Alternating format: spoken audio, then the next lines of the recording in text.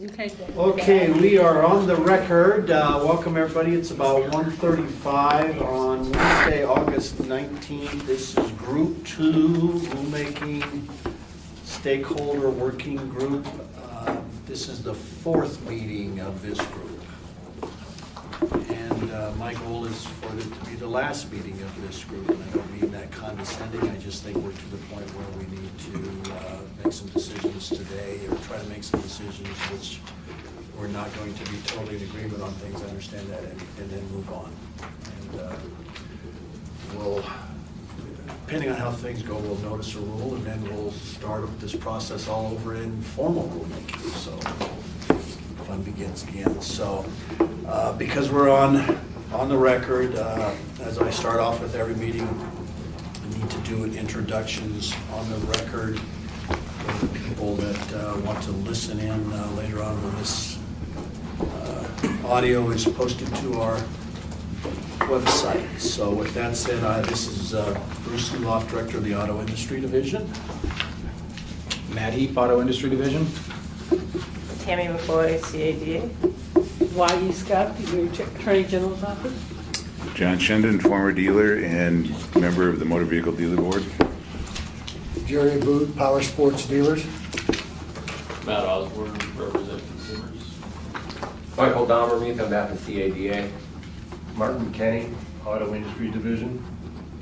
Steve Perkins, used motor vehicle dealer, former motor vehicle dealer board member. Todd O'Connell, CIADA. Hannah Harris-Yeager, Attorney General's Office. Leland Beebe, Auto Industry Division. Ron Camerzell, Department of Revenue. Randall Cherry, Attorney General's Office. Thank you all. I've got a sign-up sheet going around too, so we can have a good written record of who was in attendance today.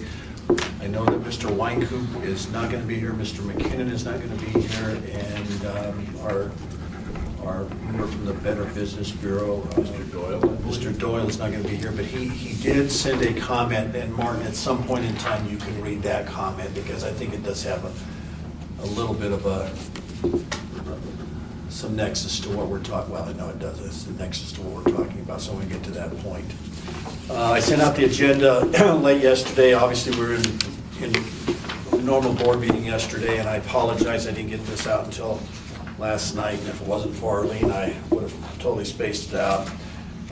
Just to really, the scope of this meeting is pretty singular today. Is we'll have another general discussion of CADA's material particular / material damage disclosure suggestions that I think Ms. McCoy sent on maybe Monday. So hopefully you all got that. And then I want to have a little general discussion at the very end of this meeting about what the Motor Vehicle Dealer Board, the comments related to off-premise permits they had yesterday. Obviously, we leave some room for public comments, should anybody from the public show up, and then if there is a need for next meeting, do that. So with that said, I think let's just jump into the general discussion of CADA's material particulars, material damage disclosures, and I'm just going to let Tammy and Mike, or just Tammy, discuss what they had sent out. And the one thing, I guess, Tammy, I read your email a couple times. I don't know that I understood the difference between the two, or what that was. So you might explain what you did there, and then just jump right into what your suggestions are. Well, and when I first started doing the edits on the first one, I put everything in red that was new from the existing. But then there were edits from the prior draft that sometimes it's helpful to have that as a reference, but then it gets messy. So I kind of sent it two ways to see if that was helpful or not. So one of them has the edits from last time, and then the other just has sort of how it is now versus the prior rule. And I mean, just to walk through, most of it was just going back to try to attempt to incorporate much of the discussion from last time. And I think why you had even mentioned to me on the way out that first line really probably doesn't need to be in there, because this is a disclosure that happens before the sale anyway. And they have to have a copy of the contract, so it really is just sort of not necessary. Well, this I think, form, is a that part copy of of this form needs to go to them, but not, it doesn't need a copy of the contract. It's no longer part of the contract. So you don't, that's why you don't need it in the room. Yeah, okay. So, Okay? gotcha, so. I thought it was sort of unnecessary in the first place, but. And then, on the next one. we So just- which one are you working from, so I can just? Oh, so they're both the same. One Okay. just has more of the language that was there in the prior draft. Short And the other one- version's easier. Yeah. It's kind of, I think, probably the short version is easier, but. Which is But the again, first sometimes one. it's helpful to see the language prior, just so everybody can look at the changes that were made. Okay. And then at one point I just, and I think there's probably a different, better way to do it definitionally, or we could leave it as is. Sometimes, you know, you abbreviate and put seller, so you don't have to repeat dealer, wholesale, auction, dealer every single time. That's pretty minor. And then we had talked last time about adding the prior to sale in there to make that clear. And I think the last draft just had written disclosure and it removed on the contract form. And then it kind of gets down to, and then this was an attempt to make sure that our rule refers to particulars, which is the term in the statute. And so made that change to particulars and then modified material particulars to include damage sustained or other particular incurred by a vehicle to encompass damage that we all kind of think of as one thing, and then the other material particulars, which is a bigger, broader category that we had some discussions on about what could or should be in there. And the rest of that, so the rest of that was just kind of making that refer to material particular and bring that down. And then this, and so we did sit down and chat a little bit with CIADA as well, and some comments that Mike McKinnon had made last time, and the suggestion to perhaps try to, you know, much like we do in the advertising realm, where there's a lot of things that can be misrepresentation, right, or misleading, but then we outline, you know, 19 of them now, to say these are definitely misleading, and here they are in detail. And so an attempt maybe to say material particulars, so certain, you know, so definitely include, shall include, but are not limited to the following, so that we might attempt to list some things that are definitely material. And I don't know if you kind of want to debate these as we discuss as we Why don't you go go all the way, along? why I don't you mean, go all the way go all the through way it once, and then Okay. we'll come back. Okay. And this was a, you know, very much a stab at this, and I'm curious to see what other thoughts are. Just in my mind, coming out of the discussion last time, there were a lot of categories of, I guess what I would sort of call prior use. The taxi, the police vehicle, the example about the race car, that are not damaged, but they're just, it's a type of prior use that's really out of the ordinary. And so, you know, that's the one area that's a big, it's pretty wide open, I guess, in a way, but it seems to me that that might be one place where if there are certain things that are deemed to be such major, unique prior use, like the taxi or police, that category could be sort of an objective list, so that dealers know which types of prior use they would have to ferret out of the history report and put in a disclosure. And I'm not sure those are the right ones. Part of it was, and I think Leland mentioned this last time, the advertising regulation had a list of certain types of prior use that needed to be in advertising, and some of that was changed due to the difficulty of making those determinations, and one of the discussions at that time was some of those might be better or more appropriate for the damage disclosure point of the process.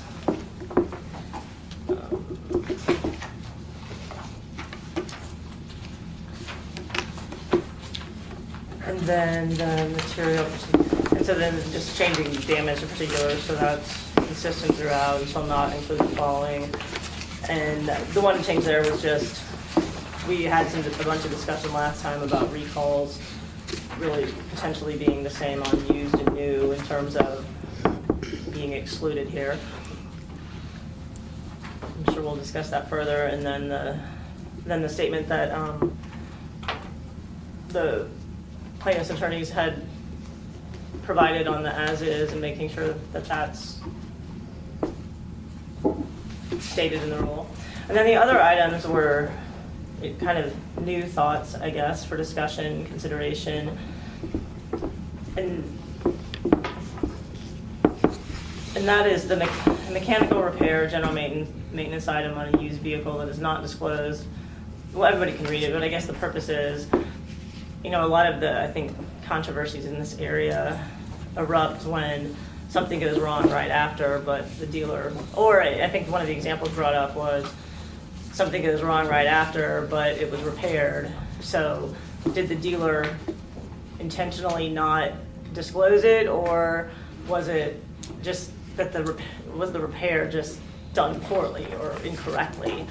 And the thought is, if the dealer has a reasonable good faith belief that something was repaired, they may have, there are certainly other consumer avenues for resolution and compensation, but that it wouldn't be a disclosure obligation in that arena of mechanical repair.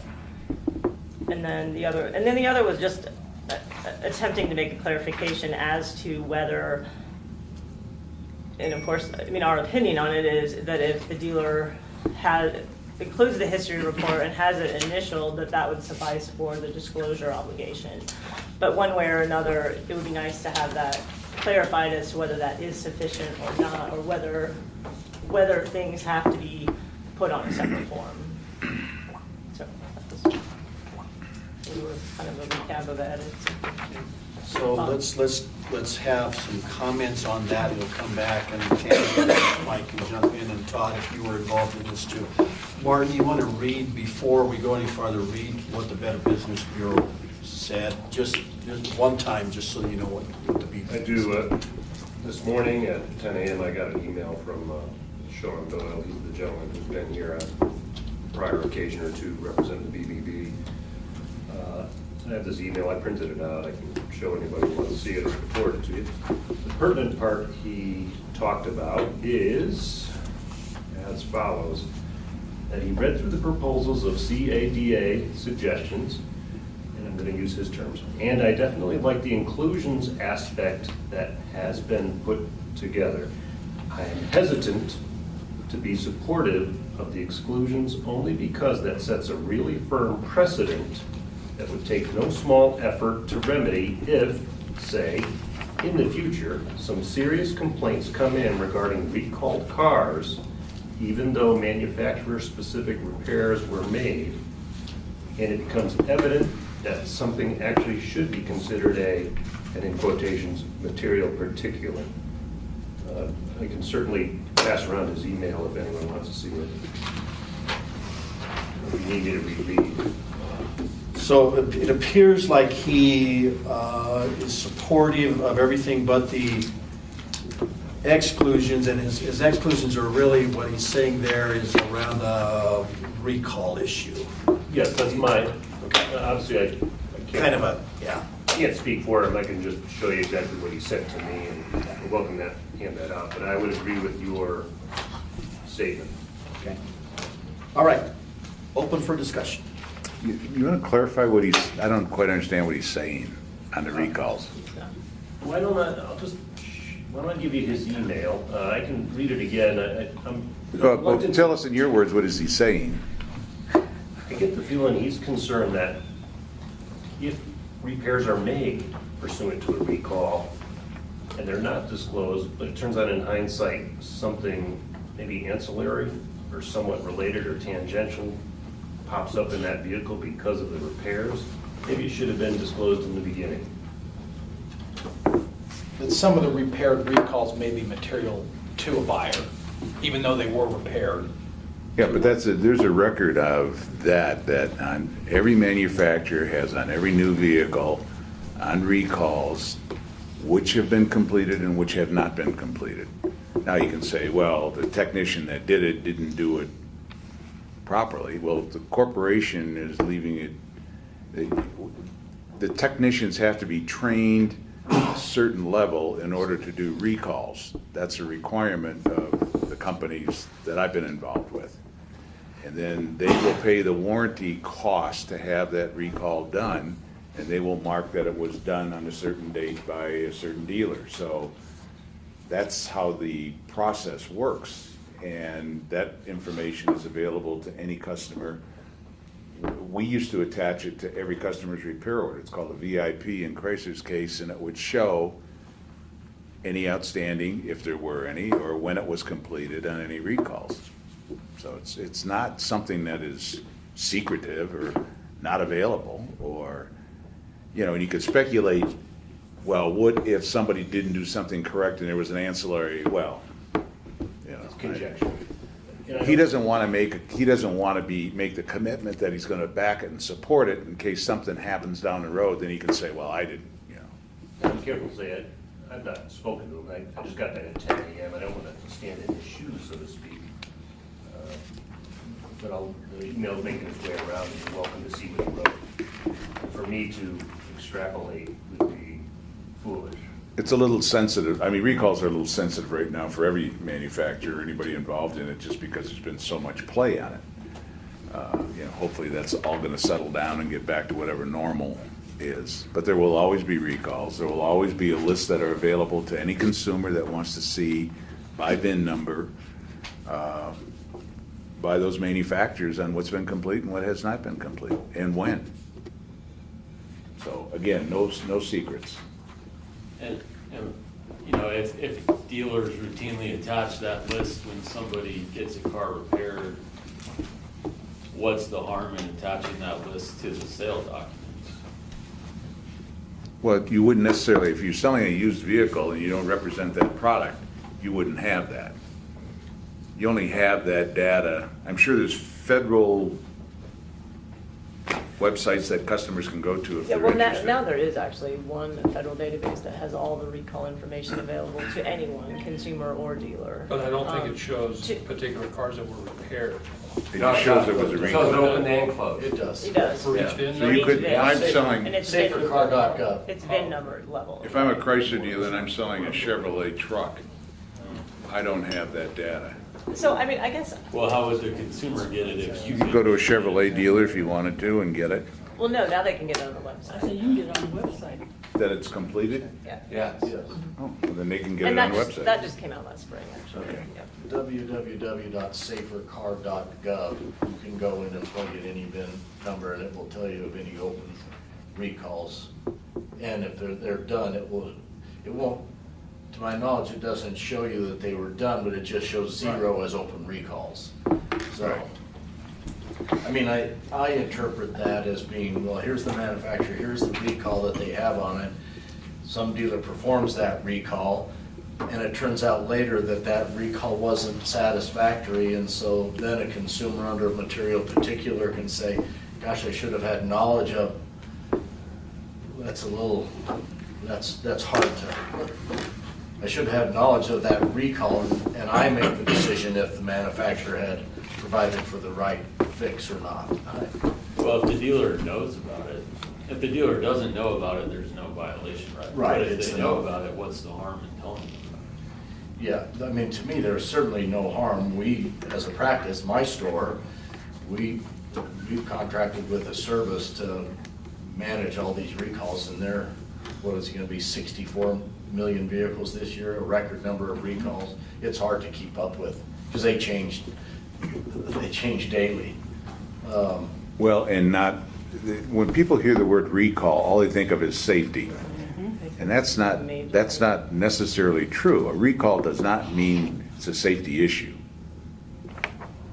So. But it doesn't necessarily mean it's not a safety issue. No, but what I'm saying is, the intention is like selling a car as is. We had that discussion last time. 99% of the people understand what as is means. In fact, I was watching a show last night on an auction on real estate, and the first disclaimer the guy read was, this real estate is being sold as is. I thought, gee, I didn't know they had federal disclosure stickers for houses. Well, and, I don't know that we have a real strong position on putting that one in here. What I was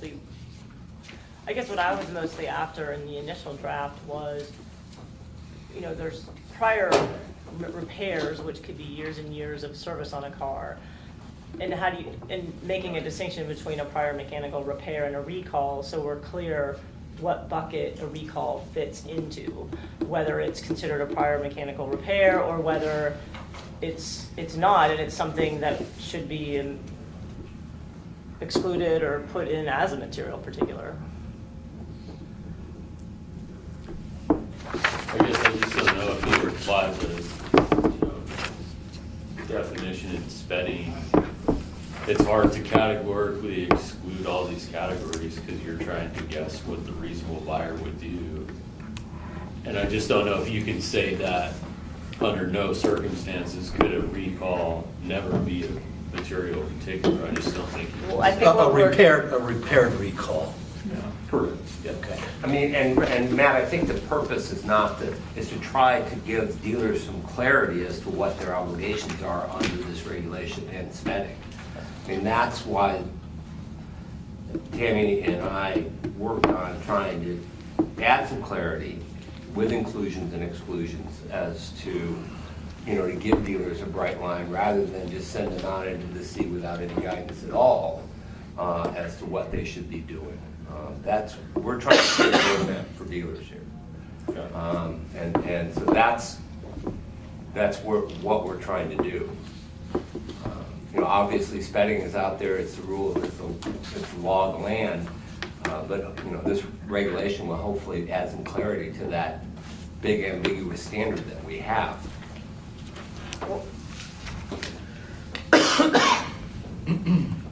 I think this clarifies things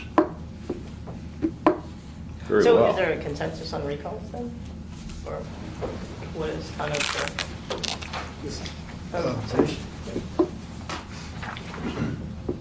I think you can just chime in anytime. Go ahead. Yeah, I was trying to be You don't nice. have I have a quick question. The issue of availability, and I don't know, I know about motorcycles, but I wonder, is there any instance in which the actual information might not be available because, is this, in other words, a bit more like a duty to inspect, or is it simply, because if you have to go to a list and then disclose it, that's requiring you to some degree to inspect the vehicle. It's more than just Everything up front has a knowledge requirement. Pardon The me? definition has a knowledge requirement up front. it does. Yeah. Okay. So everything is if you know about it.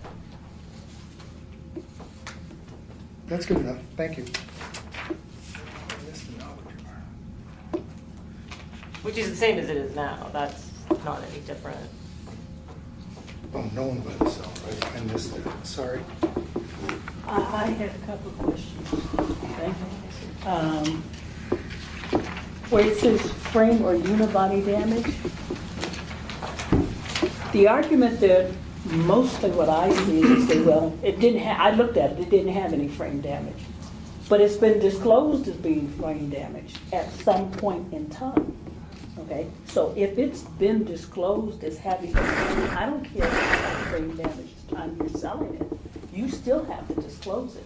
And I don't see how just saying frame or unibody damage is on here. But the statute says, what 708 says is at any one time. And so I think it needs to clarify. Disclosure Yeah. of frame or Any unibody. prior disclosure, I mean, whether, Where are you at? Why are you there? I'm at where it says material particularly shall include. The first one. Is it frame and unibody? But Include it is shall include. Right. You Right, must but- disclose But it. what she's saying is, we hear the argument all the time that, well, I inspected it myself and I didn't think it had damage, so then I didn't disclose it, even though when they bought it, it had the disclosure on it. Yeah. Like, I've got one right now that's pending in court where the guy says, He says he didn't know. no, he knew. They disclosed it to me at the auction. Yeah. But I had my mechanic look at it and there's no damage. So And that's it the same, reported. that's the same argument Yes. that McKinnon tried to make in Astro, which is up in the Court of Appeals right now, is that there's no actual damage at the time of sale. But that's not what 61708 says. 61708 says at any one time. What, if you want to say whether I'd like to use incurred this- prior or I'd like to or use the word some of the language. statute. Okay, At I guess, any yeah, I one guess I time. never really thought about it. I mean, Yeah. never thought about I it. I mean, You have that to say should, it. that definitely should be an included disclosure, but I mean, I know don't think exactly it's- what yeah. she's saying, Huh. Let's see, because that's what we hear of why they didn't disclose it. Is it my, Oh, I see what you're is saying. it my Okay. thought that CADA is saying, yes, we agree that that frame or unibody damage must be disclosed, but the issue is because it was on a Carfax or an auto check report at some point in time, but if it has been repaired, Or they don't agree with it. or they don't agree with it, it doesn't have to be disclosed? Is that that's your what this says. concern? That's what this is. Because this just says frame or unibody damage, and that means at the time of sale.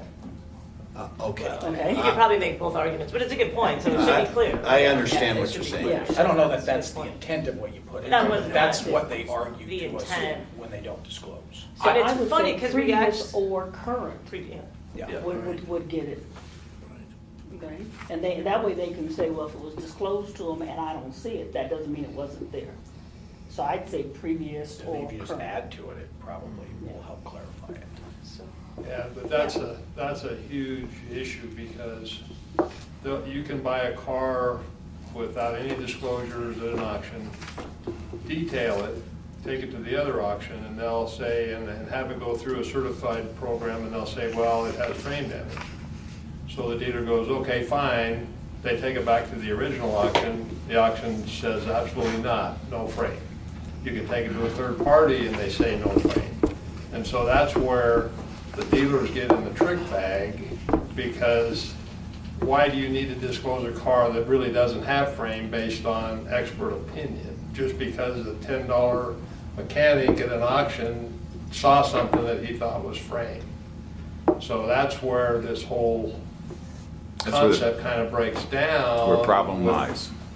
Because why brand a car unnecessary? If a car does not have frame and never had frame, and there's the experts that will say it really did not ever have frame, why is that car penalized because of a misinterpretation? Because when the consumer tries to trade it in 3 years later, the new dealership's gonna say, we'll give you $10 for it, this thing's got frame damage. Well, That's the not- calls I get all the time. No, not if, at that point in time, if a car, so what you're saying is that if a car is misdiagnosed for whatever reason, the consumer suffers that owns the car and that lives with the car forever, that, I mean, you can correct those mistakes, and the auctions will take off frame damage occasionally.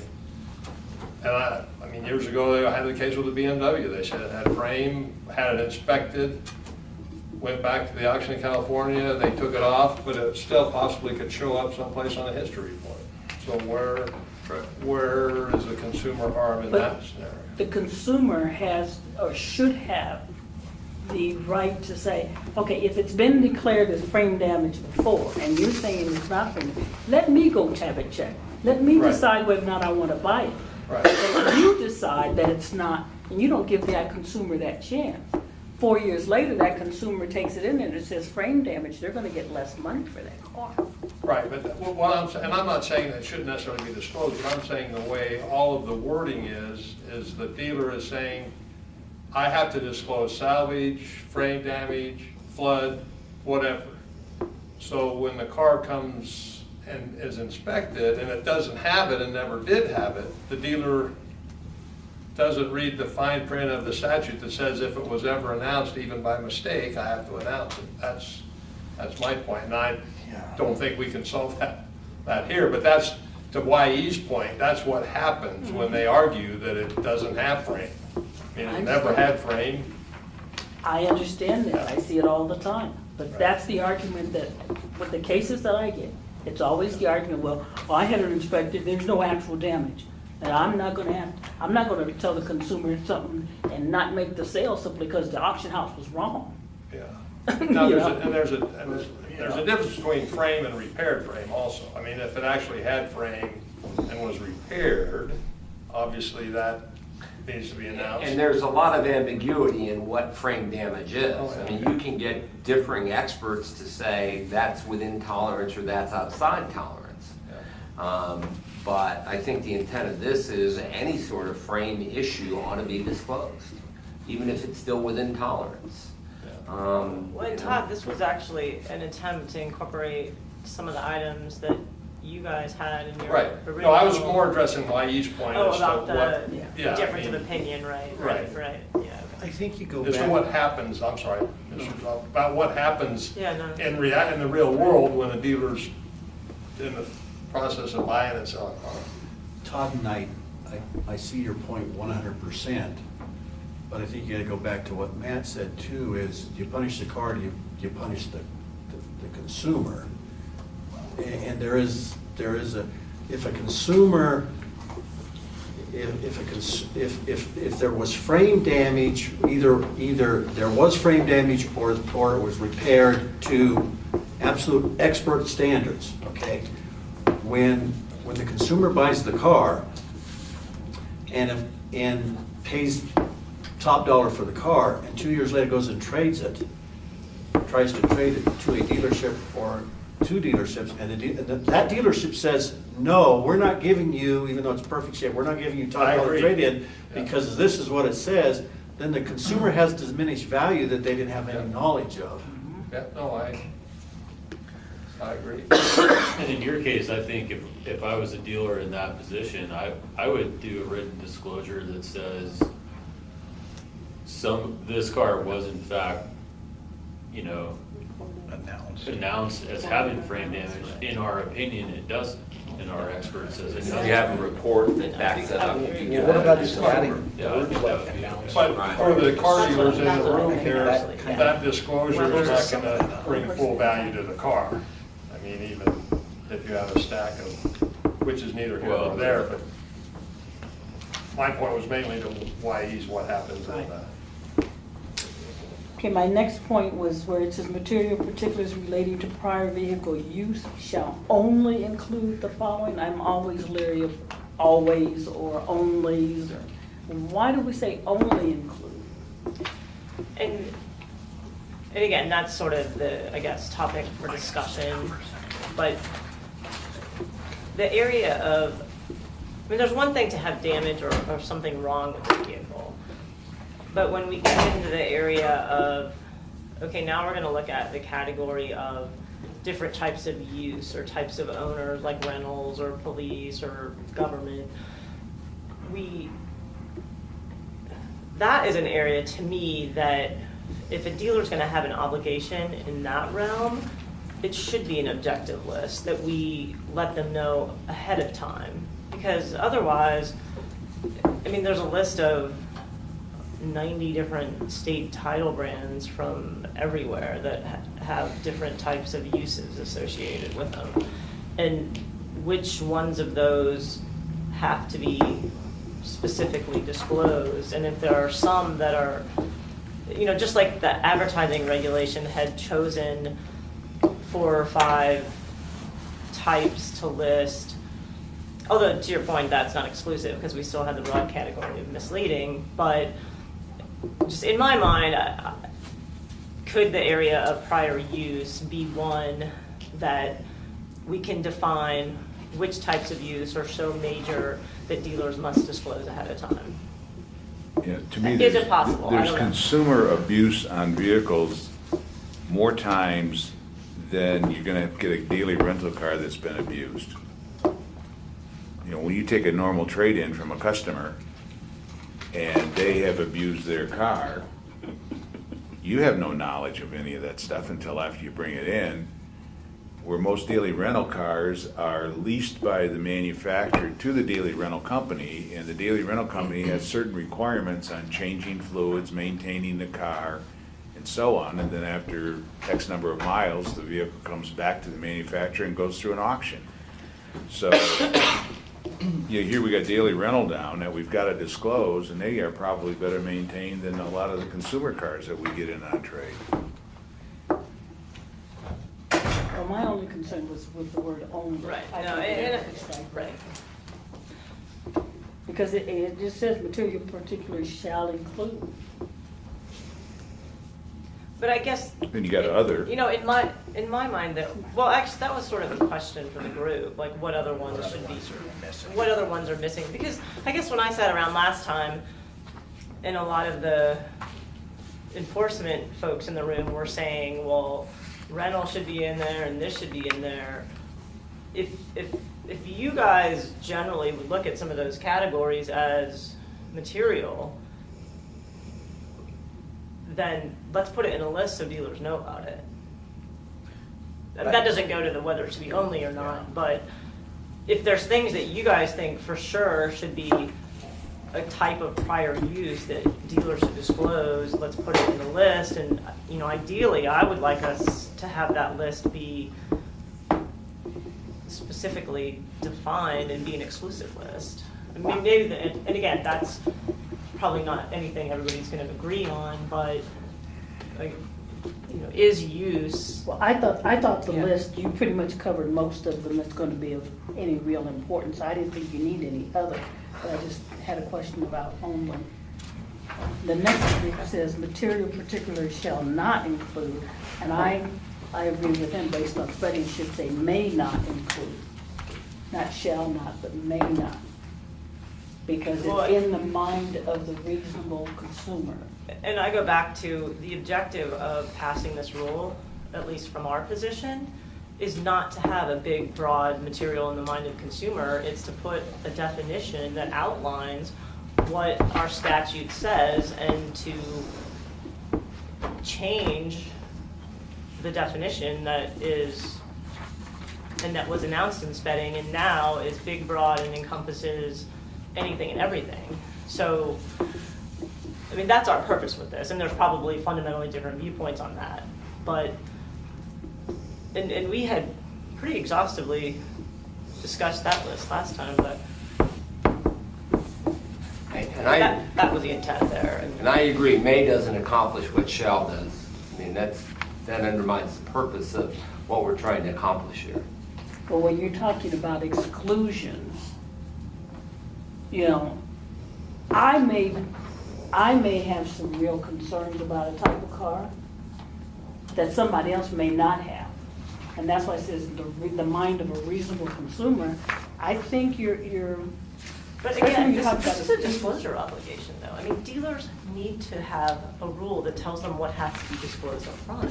Right. Not, May. you have to disclose everything that a consumer might think is important. Okay. I mean, and again, it just goes back, and we may just have philosophically different viewpoints, which is I fine, was which is just questioning fine. the differences. And I'm just trying to say that our position, you know, as a dealer organization is that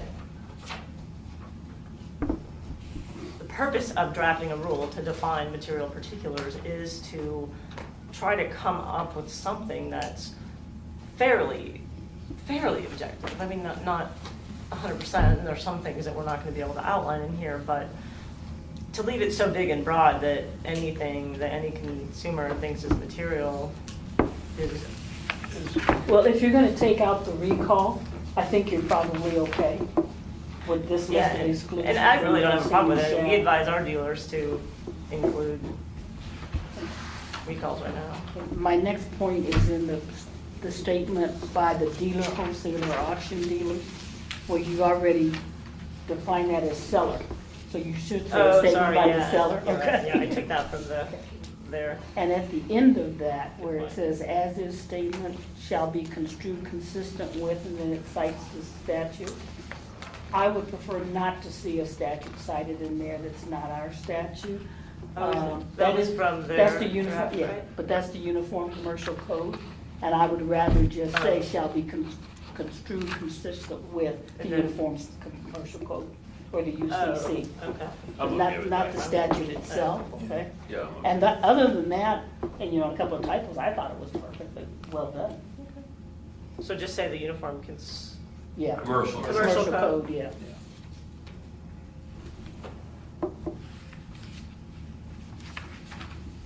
so is that because if the number changes, then? Yeah. Then you don't have to worry about the There's two of cross them, there's a reference. federal and there's a state, and this is a state UCC. Look, just say UCC, you're covered. And we might want to say, should we say Colorado Uniform Commercial Code, just because some states have different versions, and there's kind of a model act that has different twists and turns. I don't know if people care about that, but We can look into that, I mean, that, yeah, if there's different UCCs for each state, I mean, there's like a model act, but then there's amendments every few years, and some states adopt them and some don't. And so Yeah. there's, I mean, it's not greatly different, but there are twists and I would think turns that in would be different a good- states. To make Be a clear good which clarification. set of, which one, yeah, Okay. just in case. we can say the Colorado UCC. I have a point on the last bullet point, the minor touch-up paint. I think that needs to be expanded to include, minor door dings, PDR. Because sometimes those are, a scratch and you repaint it, you can possibly even see that. If there's a door ding and it's PDR, you won't even know it was there ever. What is PDR? Well, What's PDR, PDR, Paintless dent removal. Oh, I'm sorry. but painless dent removal includes hail, doesn't it? I mean, most of it's from hail. No, I think hail. It's one I mean, part of it. A door ding wouldn't be considered hail. We're talking about a grocery cart hitting the car, Okay, and there's 2 dents in the door that you have to look at, with the right light to even be able to see them sometimes, and if those are taken out. I'll agree, it's I'll no- agree It's no with you different than there. fixing a scratch, Yeah, that's no big deal. right? Well, yeah, certainly a door ding is, Yeah. is remedied by a paintless dent repair, Okay. much like hail, but Okay. it's and I think that does get hard to distinguish. A door ding, we call that because it's on the doors and caused by a grocery cart or the person next to you opening their car door too swiftly and hard, and it, puts a ding in the door of your car. Or a little league foul ball on the hood. or should we just, or could we just say minor dents or minor dents or something? Yeah, something like that. The normal use. Yeah. And then, well, you had other suggested discussions. Yeah. I don't think you need to talk about mechanical repair or general maintenance items because you've excluded them in your exclusion.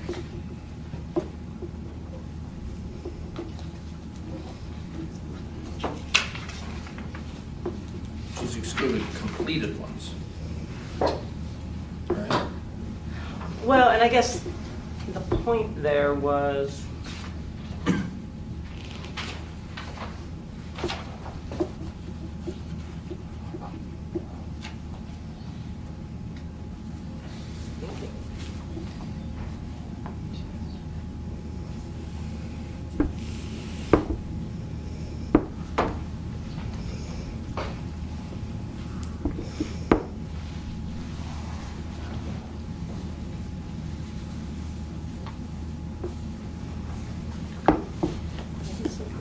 probably correct. Okay. The last paragraph, I'm assuming you're talking about the Carfax and the auto and all of those. Yeah. types of history. Okay. We're not doing another form. We know that Just want to make much. that crystal clear right now. And I think the rules has to say that a copy needs to be kept of this disclosure, needs to be kept. Given to the consumer and kept in the file. Yeah, okay. Okay. Yeah. All right, so one issue I do have with the last paragraph, and it's sort of rare, but it came up in a case I have right now, where the dealer pulled an auto check report which had an accident and pulled a Carfax report which didn't have an accident. And of course, they gave the Carfax to the consumer, said, see, there's no accident, and then they hid the auto check report. And under this paragraph, that gets them off the hook. But they knew. But they Well, knew did about it or They did do, it, but- did it or did it not have an accident? Oh, it did, yeah. Well, no, but they wouldn't be off the hook because they knew about it and they didn't disclose it because they gave them the history report that didn't have the accident. So they would still, I think, clearly be in violation. Yes. Tammy, what you're trying to accomplish in that one is that currently the regulation says that the disclosure has to be on the buyer's order. On right? the- right. And you're just trying to say it can be on the history report. Because a lot of dealers are moving Which- to a practice where they just give the report and have people even initial every page. Well, and Carfax, I think, has changed a little bit. I think they're putting a signature line on there. Are They do. On the bottom of theirs, it has a signature line now. Different than what it was a couple of years ago, so I think they've added something to there. Is that, I so think you're is that right. what you're trying to accomplish there? Right, is- and so if the dealer does that, would there be a need to provide a separate form that lists it in a different place if they're It's giving them the full disclosure to the report? consumer that they saw it. If this is the only, and the way I'm reading this is, if this is in and of itself, the only place that the dealer gleaned the knowledge of the damage is from this document. Is that what you're saying? Mr. Donovan knows what I mean. Like, just giving them a signed Carfax is not encompassing disclosure to the consumer, because they could have gotten information from another means of the damage to the vehicle. Is what you're trying to get at here is if the only reason I know as a dealer that this vehicle has prior damage is because it showed up on a Carfax report, all they have to sign is the Carfax report? I guess I'm not following you on No, I think- how they learned about it. It's just if there was an accident on June 29th, last year, and it's in the Carfax, and we give you the Carfax, or the dealer gives you the Carfax and you initial But the only reason you knew report. about the accident was the Carfax. How else would you know? I mean, even if you knew through Well, some other inspection source. or Independent auto check inspection or by your something. shop, a damage disclosure affidavit by the It's not- trade-in buyer. But it depends on the It's not accident. limiting other knowledge that you may That, have to I know just about want to the make sure car. that Yes. this isn't being used as the disclosure. Well, it's not, but if it is as to what's disclosed on that document. That's in the last phrase of this paragraph. Well, I guess that is the question. Knowledge is Yeah. included on that history report. So it would only apply if the accident. If comes up. Is from that. Right. That's, I'm And- just clarifying. And Matt, I Oh, think. you just want to make sure that the incident is on the report. Is that what you're saying? Or do you want another reform? Or do you think it needs That's to be a all- separate that's- form? I don't want them to think that all I have to do is have somebody sign a Carfax report and then I'm out of the hopper on the disclosure requirement. Unless, well, if they know there's some other, Because there's lots of other if ways. they know you other can issues, gain then knowledge if about they it. know about it, then they've got to disclose that also. Well, and I will Correct. say that the objective was, and the question is, because I think it would, however it comes down, it would be good to have it clear in the rule. If the dealer has knowledge of an incident or an accident, and maybe they even knew from the person that traded in, and it's on the Carfax, would giving them the Carfax that contains that incident be sufficient, or do they have to have a separate form? I think, I think it That depends. is the question. On what it, and I know this sounds like splitting hairs, but we sat in a room and talked about all this stuff. You mean the consumers are signing the affidavit that said they had minor damage? And then, or vice versa, the disclosure by the consumer or the in-house person just doing the trade-in value of the vehicle at the dealership writes down a whole bunch of stuff that really this vehicle has that diminishes its value, and here's why I'm giving you the trade-in. Yet there's another Carfax in the file that kind of waters down what they really found, so they have them sign the Carfax, making it look like, oh, this was just a minor damage, when in fact, the real knowledge the dealer had was far surpassed what was on the Carfax report. Okay, I see the. Does that make sense? I see the example you're talking about, that We they have- have knowledge that there's more extensive damage. Right. Than what's in the Carfax. Than what's Than in what the than Carfax what's is in the detailing. Carfax. Couldn't you just add a sentence at the end that says that this does not relieve the dealer of their obligation to disclose material particulars they have knowledge of that are not reflected in the Right, history. yeah, I agree, yeah. Yeah. Because But that's a- you know, I that- don't think that covers- It kind of says that, but then that it's just clear. reinforces. And I was thinking, it says, if all of the material particulars of which the seller has knowledge is in the car Appear tax, on then the it's history okay. report. Oh, yeah. Okay? You just put it in there. Yeah, I did not interpret that as being that I'm off the hook of any Right. other knowledge that I would Right. have. There are times where a dealer, there could be a perfectly clean Carfax report and an auto check, but yet the dealer performed body repairs in their own body shop as a result of a prior accident that didn't get, and they clearly have knowledge of that. By signing off that form does not relieve them of the disclosure of the damage. This just says, I've provided a Carfax report and everything that's on it.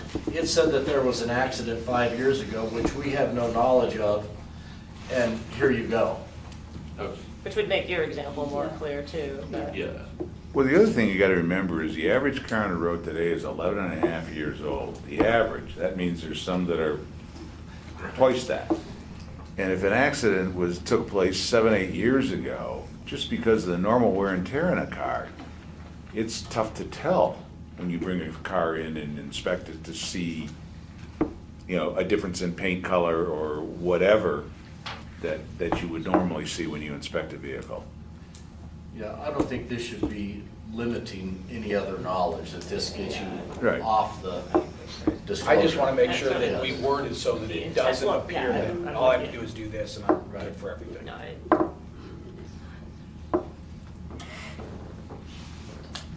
Can we go back up to the second paragraph, the one where it talks about as used in this regulation, material particularly means? There was a discussion earlier, and I may have missed the resolution, but I'm concerned that it says, as used in this regulation, material particulars means damage sustained or other particular incurred. And as I recall the concern earlier, damage, the argument potentially would be whether there actually was damage or not. And I don't recall if we actually came to a resolution about how to resolve that, but it seems to me that if that is a concern for the industry and the plaintiffs, if it said means damage sustained or reported or other particular, that might at least clarify that we're not talking about a situation where the dealer that what he was talking about goes in and looks at it and says, well, there never was damage, or it just doesn't exist. But the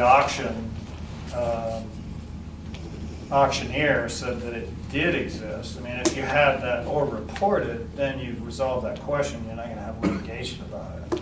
See, no, that's a good point. And it could say prior existing or reported. Yeah. Announced, reported.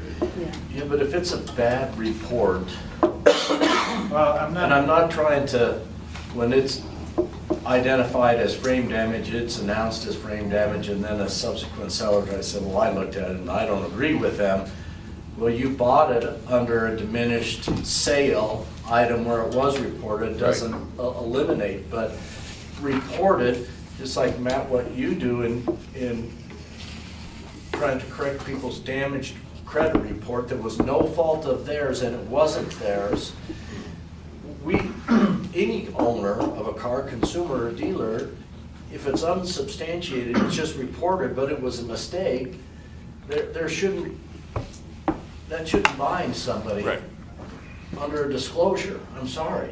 well, the concern I have is that I think you're inviting litigation. I don't take a position either way, whether it's good policy or not, but I do think this is going to open whoever the dealer might be to litigation, because the argument is right there. It's in the rule. It means that every time this issue comes up, you're going to have litigation on that point. If you want to take a position that avoids the litigation, then it's the reported. And then you can decide whether And it's... again, I don't, Right. 15 years ago, I had an auto check issue. I took and traded a Mercedes-Benz that in auto check said it was a reported stolen vehicle. and this was the original owner, he bought it from the franchise dealer. The car was never stolen, it was never out of his possession, but Auto Check made a bad report on it. And if we don't have a way well, this car was reported as being stolen, but the previous owner denies that report? We have no, Is there a way to put a caveat on the reported, unless an error is clearly established and corrected or Well, something kind of to like the that, Fair Credit something to that Reporting Act effect? But that Matt works within that industry all the time. I think, Jim, you said you were quite busy, that substantiates these people that if you can't verify this report in this person's credit bureau, you have to eliminate it. You have to take it out. You can't damage their credit. But the other thing I'll say though, just from the consumer standpoint on that is if I were buying a car and there was potential discrepancy in the record on it, I want to know about the discrepancy because I don't want to deal with it. And even if it's not true, I should have a right to know about the error. Well, you're told it was reported as this, however, we found However, that. it was corrected. So it's, It's a tough one, but So the consumer gets damaged the same way. Hey, this car was reported as being stolen. That car's never been stolen. I bought it originally, it's 2 years old. Well, you're gonna get diminished value now if you trade it in versus correcting it, but then does he have to disclose that report if he takes the time and hires Matt and they go and correct that? so could we have language that says unless Yeah, a clear record of the error Let's get an has been attorney to do that. established? I don't know if it's possible to put some language that. We got 16 of so them. it's my only concern with the No, and reporting. I get it. Yeah, no, Steve's absolutely right, and we've all been there. Oh, These are independent. Everybody wants to take some of these reports as gospel, just like if you read it on the internet, it's gotta be true. They're not all gospel. There's so many vehicles and there are human mistakes. They buy the information and they can have 3 different history reports and they're all different, so. But I think as a consumer though, I think whether it's true or not, you would still want to know if somebody else is considering this vehicle stolen. Because maybe the police might have a database that shows it is stolen too, and I'm gonna be driving and the next thing you know, I'm bowled over and slammed on the concrete. And what am I You're gonna watching say? too Well, the many dealer cops. told me that the owner disputes that this is stolen as he's arresting me.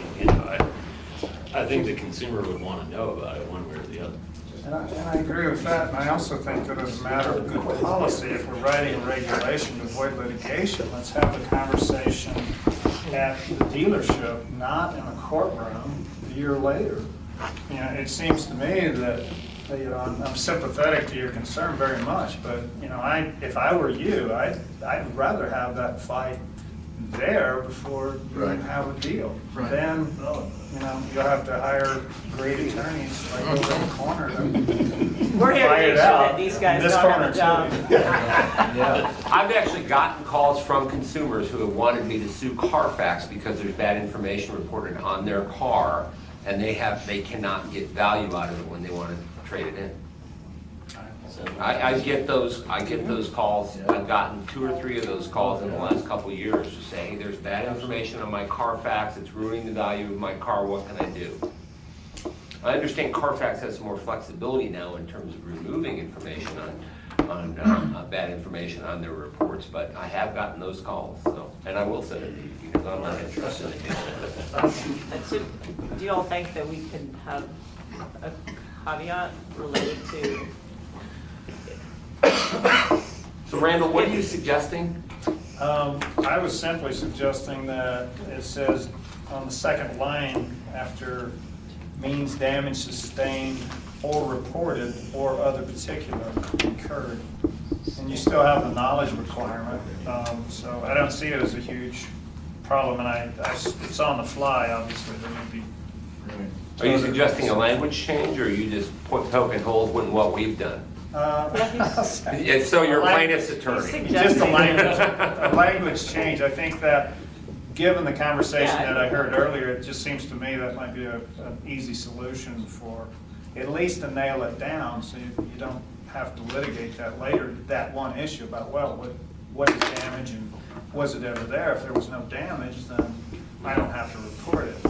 But that circles back to the problem you were talking about, and what you was talking about, that if the dealer says there never was damage, then we go to court. And that's obviously not what you want to do with the reg. And so the change you're suggesting would avoid the need to put it down here, right?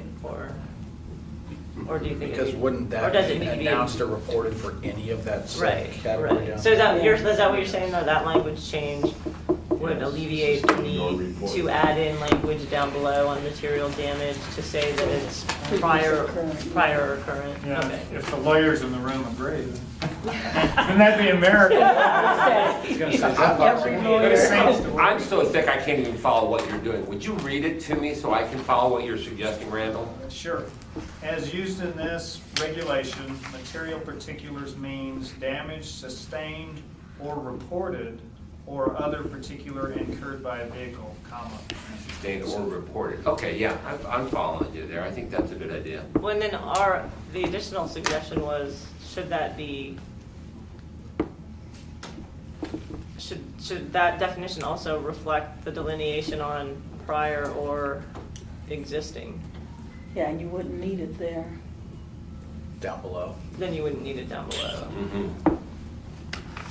It, So it could be damage sustained, comma, prior existing or reported, comma, or other particular. You It may- gets a little you- wordy now. yeah. I mean, I think, there's too much in that now. Yeah. It probably should Aren't be. these all just supposed to be examples of things that could be Well, the no. material? No. it doesn't say examples, it says shall be. Shall include but are not limited to the following. That makes it examples. On that one, yeah, that one's. So right. would we have to Maybe be we put, redundant with saying it down below? I would say maybe we could be redundant and put it right in there where it says frame or unibody damage. Put prior or current frame or unibody damage. And that makes it super clear. Well, really, I guess I would need to go up in that first line, just so Yeah. it's prior existing for all of them. But yeah, I think you're right, you know what, Okay. may as well put it in both places. Yeah. Both places when it's clear. So right under the first bullet point then is going to be frame, unibody damage or reported damage? Is that No, right? it's gonna say material particulars shall include but are not limited to the following, previous or current. And then you'd have frame damage, damage by flood, fire, or hail. Yep. It would go before the semicolon. Yeah, and then it applies to Right, everything. after that.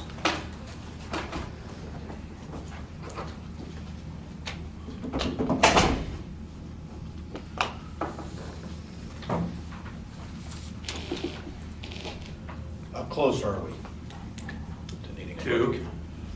to having at least enough of a consensus to where the division can take a look at this and draft a rule? So what are the exclusions that we're going with as of right now? I guess that's what I'm not. Can I, So, oh, I guess I'll jump in then, since that's what you told me. I gotta go back to the one about completed recall repairs, and here's why. I mean, I got the knowledge part of it, but it says, essentially what it says is, this is not a material particular if recall repairs have been made to the vehicle. But then, the next part of it has nothing to do with knowledge, it's a condition.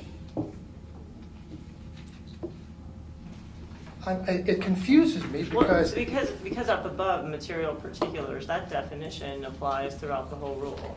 So material particulars means, damage, the thing we just read Right. through. but what I'm still saying is, even though that. Oh, I'm sorry, the knowledge requirement is up above, my bad. Yeah, I understand the knowledge part, that's what I said. Okay, but in order to use this, unless I'm not tracking this, and tell me if I'm not, a material particular shall not include completed recall repairs. Is that not the way to read that? That's It's correct. the only way to read it. That's correct. Okay. Provided that the work has been completed according to the manufacturer's specifications. And my question is, if you know that there's a recall, the fact that the work has been performed, at least on motorcycles, there's no way of knowing whether or not, unless you were to disassemble some things. Let's say it's a transmission problem. Let's say there was recall. Let's say that you have knowledge that it was recalled and repaired. You're going to tell me now the only way you can use this is if you can determine whether that it was repaired according to the manufacturer's specifications? You'll never be able to use it in a situation like that. That's what I'm trying to say, and I think I'm right.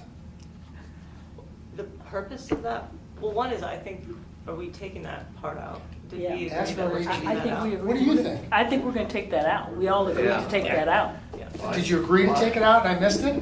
Yeah. I didn't know you agreed to take it out, sorry. Yeah, I think the Better Business Bureau cryptic think- message led us Yeah, to believe I think that we should take that out. Yeah. And I don't think we should take it out. You don't think we should? No, I'm not talking about taking it out, I'm talking about the part about what is wrong, you have to complete recall repairs. Well, there may be better verbiage. What I was trying to Yeah, get that's- at, what I was yeah. trying to get at is a scenario where the recall was done, but then it wasn't, I understand it exactly. didn't do the trick, right? I know where you're going. I'm only suggesting to you that if I were a dealer, this might confuse me some. So what should it say? Well, I haven't thought about that yet. I'm still trying to find out if I'm wrong. First, I gotta find out if I'm wrong, then I'll offer a solution. Okay. Why would I bother to offer a solution if I'm wrong? We're ready for the solution. But you don't think Exactly. that will create any confusion since it is an exception? It's not a material particular. As long as the work has been completed according to the manufacturer's specifications. Well, a franchise dealer can do the repairs, right? And there's the presumption that it's done in accordance with the manufacturer's. Here's the part, here's the fix. It's done. I don't think the language, yes, I appreciate that the language maybe needs to be cleaned up. Yeah, that's what, Tammy's I'm not intention. suggesting that, yeah, I'm suggesting that it's still confusing. Because you have to plug in everything you said. If you're the dealer, okay, I'm a new car dealer, somebody buys something, brings it over, Yeah. and it's got a recall. It's a used car, but it's got a recall. I don't know about that recall at all right? So I'm good because I have no knowledge of the recall. So I'm fine, right? That's the way this reads. I'm okay. I'm good. Knowledge is always the Yeah. first trigger on Right. this. Right. I understand, so I have knowledge of it. Yeah. Okay? But when the dealer tells me, oh, and by the way, they had a recall on the transmission, I now have knowledge of it, right? Okay? Now that I have knowledge of it, in order to use that, Yeah. I'd have to go in and pull the transmission apart. You tell me that's not exactly the way it reads. I don't understand the point. Right. You guys are missing it? Yeah. Well, I don't know about you, but I talked to the dealers talk to other motorcycle dealers, for Well, example. now, are you saying that it's difficult to tell if it was done Yeah. according to the manufacturer's Yes. specification? Well, maybe that needs to come out. I mean, it was That's what I'm trying it to was say, an is that it's attempt to difficult. kind of Because if you get say that there, it had been done right, but I guess in many ways, well, how do you determine it's been done right? that's Well, probably a you good could point. say the same thing about when you get the Probably a vehicle. good point. I How mean, do you, no, John, how do you determine it's been repaired correctly according to the manufacturer? Just a minute. You could say the same thing about About a any vehicle, issue, right. be a car or a motorcycle that you get from the manufacturer. You assume that everything is right. And then they come out and they say, no, during the assembly, we got a bad part and you got to replace it. We send you the part, we pay you to do it. I mean, there's got to be some assumption that there's a little bit of Common sense? morality and common sense in this Yeah, business. I understand, but can we use a slightly different language? That's all well, I'm saying. maybe we should take it out. I mean, I completely see what you're saying, and it may introduce an ambiguity that wasn't intended. I Right. guess my thought was if somebody was, doing things in a shady manner and using, a part that wasn't appropriate for that recall, but really if that's happening, there was other fraud committed. and Yeah, like wouldn't- theft. I mean, Well, no, No, if the manufacturer's paying you to do it and you don't do it, that's theft. no, but what I'm saying is, I know there's a recall, and I can take it to the dealer, and the dealer's gonna fix it, Or I can be one of those people that do it myself. No, you You can't. know? No, you can't do You Can't? cannot. No. Absolutely not. No, You can't do it yourself. That, I'm more. absolutely not. Only I'm way more for concerned You gotta about have trained users technicians to do that. That's the only way the manufacturer will pay for it. They're not gonna send you the part, and they're No, not even gonna. an independent shop will not No. repair a Independent recall. cannot. Oh, Absolutely okay, not. Won't okay. happen. Part of it is you're, Won't happen. John, you're working from the dealer standpoint. I'm talking about the consumer. I'm- Someone gives the consumer knowledge of this, the consumer may I'm trying to believe think it. about the consumer, I'm Yeah, done. and what I'm saying, but what I'm saying is if the consumer were to see this, they would anticipate that if they had a vehicle that they found out later was recalled, and it turns out the work wasn't done properly, what does the customer think? I don't know, I have no idea. Well, I know what I'd think. I think that they had a duty to take a look at it. I mean, it may be unnecessary. I don't think it's a good I idea. mean, it may just be unnecessary. Well, I guess. what Perhaps I'm the bigger confused- question is whether it should be in or out. Did we- Before we discuss. I think it should be. Did we say that we were taking recalls out of the exclusions, or did I just miss? Well, I thought I heard agreement on that, but I I don't think think- Steve said he's. I don't remember that. No. I don't think we I agreed did to too. that. I mean, I understand the better Sean's, what he was trying to interpret, but we can, you can only rely on the fact that there's factory trained people at the dealership that handles these recalls, whether it be motorcycle or car, and that it was, fixed properly.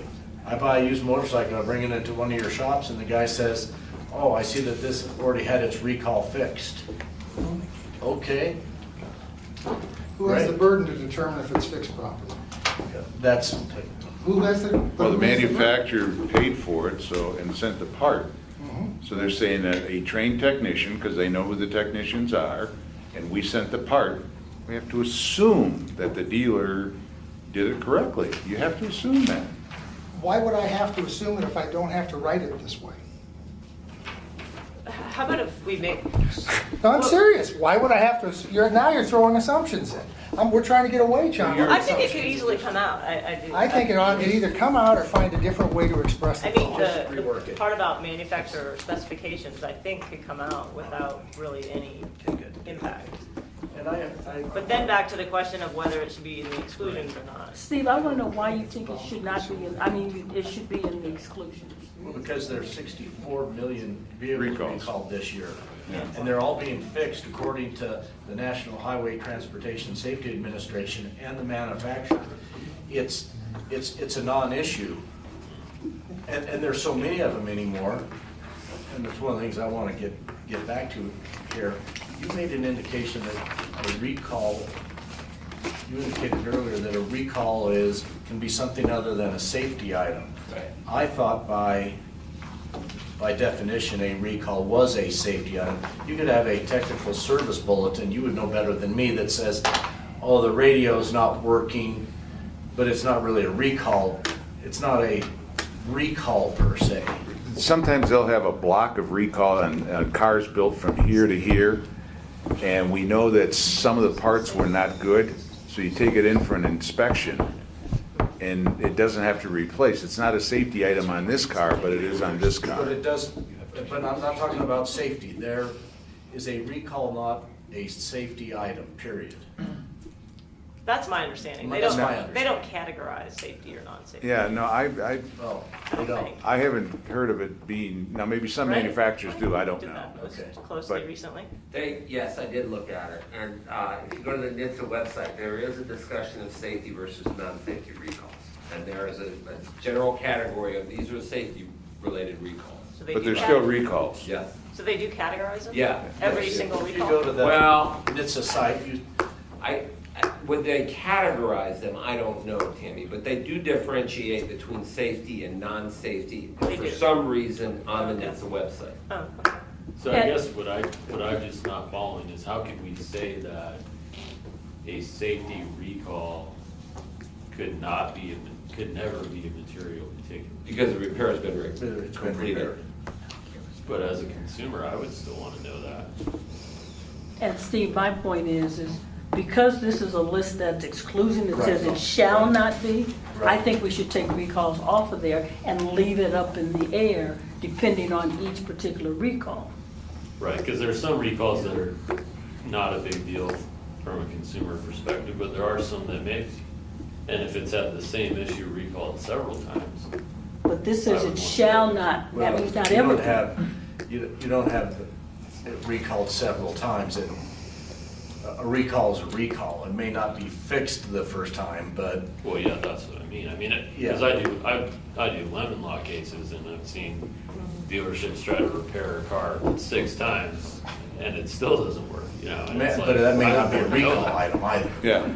They- Chances are that is It may- not a yeah, recall. It may not be. Most lemon laws are, issues are not recall items. Right, but nevertheless, the point is that just because a dealer made the repairs doesn't mean it was fixed. Correct. And a consumer So let me would ask, probably want to let me know. ask you this, the original draft just had recalls on used vehicles, not new. Does that, but then last time, everyone seemed to think they should be treated the same and kept in there. Once that new car is driven off the lot, it's a used car. There you go. So what as a dealer, Yeah, I know, just a but I mean, practical. to me, it's different when the car's new than when it's used. I certainly, when I take a car in on trade and I get a Carfax report and a safer car.gov report and it says a recall and I take it to a franchise store and have all those fixed, right? And I fully disclose that, here's the Carfax. There may be a new Carfax now that shows that that recall is no longer there, right? It was on the first Carfax when I traded for it, right? And now it's not because I've had it repaired, right? And at the time of sale, I disclose, here's your safer car.gov report, shows no open recalls. But now I take this vehicle back in on trade 3 years later, and I'm going to resell it. Now, I had knowledge 3 years ago when I sold it and disclosed it, but now it's back to me later and I don't disclose this recall from 3 years ago. I don't want to be penalized if I fixed the recall. I don't want to be in a catch-22 because I did it 3 years ago and this time around, because it wasn't in Carfax, it wasn't in safercar.gov, that I've now got this burden of, I've got to disclose it again. Well, should it only, so if we keep it, should it only apply to recall repairs that that dealer did? Or does the dealer have an obligation to disclose any and all prior recalls they have knowledge of throughout the history of the car? If you represent that product, you'll have the history of all the recalls. And Well, I know you when can get it, I'm just saying, should it be, what should have to be disclosed? Any and all recalls, or? Well, if the dealer knows about it, I don't know. I mean, if I was advising dealerships, I would frankly tell them, A, use common sense, and B, this is an issue that is extremely unlikely that you would ever get sued on. But, you know, some things are just common sense. If it's a radio thing and you don't disclose it, what's the odds you're gonna get sued on that? Basically zero. But if it's something really important that affects the safety, then disclose it. What's the harm in disclosing? Oh, I don't think there's any harm in in necessarily disclosing it, but this eliminating that, then I don't have to worry about it down the road if I did it 3 years ago and that recall has fixed the car and there's 30 million of them running on the streets and there's been no problems. But now because I did it 3 years ago, I've got to make sure that I disclose it again. Or get your And to hands some on it. extent, it's not so much about, is it harm, it's just clear guidance tells the dealer, now you need to go look back in your service history every time you take in a car and search for these things because they have to be disclosed, and identifying that up front. Yeah. So I guess, one question is whether, regular maintenance, right? Regular maintenance or repairs that are completed, we consider not to be material particulars here, right? And so the question is whether a recall is different than any other mechanical repair. And maybe it should be if it's a safety item and they're being categorized as such. But either way, it seems to me it should be put in either the bucket of things that are material or things that are not. I mean, and considering virtually every car on the road today has been subject to some recall. Yeah. I mean, and so what you're telling dealers is they've got to print that out, and hand it to every consumer who's buying that car, say, here's the recall history on your car, and these have all been fixed according to NHTSA. I'm posing the question and just asking for Right. clarity. Yeah, So, and you know, I'm trying to and point. You know what my position. No, I think it should be in the list of completed recall repairs should be on the list of exclusions. I frankly don't understand the point that the Better Business Bureau guy made, but he is he the Better doesn't. Business Bureau, and I'll defer to them, right? So anyway, you know, I think completed recall repairs should be one that should be excluded, but that's my opinion. I agree. I I agree have with a you. question. Oh, go ahead. Just because it's on the exclusion list not on the exclusion list, doesn't mean you have to disclose it. Because we have what shall be included, okay? When you're talking about exclusions and you're doing examples, I think it should be something that we all agree on, you know? Because if there's going to be disagreement out there, in here, there's going to be disagreement out there as well. And I don't think you can say it shall not include a recall when there's disagreement as to whether or not that recall is a material particular. Well, I don't think this group has to come to a consensus. This group will make a recommendation and send a draft to the board, and there'll be arguments, and the board will make a decision, and it will be up to the board. And I'm sure that we won't have 100% agreement on it, and it'll. Yeah, but I'm just saying that just because it's not on the exclusion list doesn't mean it has to be declared. But the problem is, if it's not clarified, then we pretty much have to advise dealers, you better disclose every One recall conversation, no, one because conversation. it's not clear if that's, you better disclose every recall because it's not clear if that's excluded or not. Right. I mean, that's the position that we would have to take to advise dealers. Safe harbors. Just, otherwise, they're putting themselves at risk. You know, the prior, up till 2014, I think the prior 20 years, the highest number of recalls in any particular year was 20 million vehicles, and it was, I don't remember, John, exactly what one it was. I read it recently. Right. But, you know, last year there was 45 million, and this year there's going to be 65 million. That's that's 110 million vehicles that, man, oh man, that's a lot of disclosure. Now, some of them have got 2 and 3 recalls on the same, so. Yeah. But, it's still a lot. But the manufacturers are goosey now, and Absolutely. they're overgoing, Right, yeah. But as a who practice- realized that Takata made so many airbags? Yeah, and if you were a consumer, would you want to know that all these people have died because the airbags didn't deploy I and think it's. now the dealer says that it's been fixed, but are you gonna believe them? I don't know. Do you believe anybody? Huh? Do you believe anybody? No, I do not. I just had to ask. You asked me for language. Okay. Recall, see if this doesn't go to what John was saying about the assumption We of have what to know was where done. it falls. I mean, we have to know Recall one way or or- the other. I thought you just shooting me out for a side conversation. Recall repairs done by, recall repairs.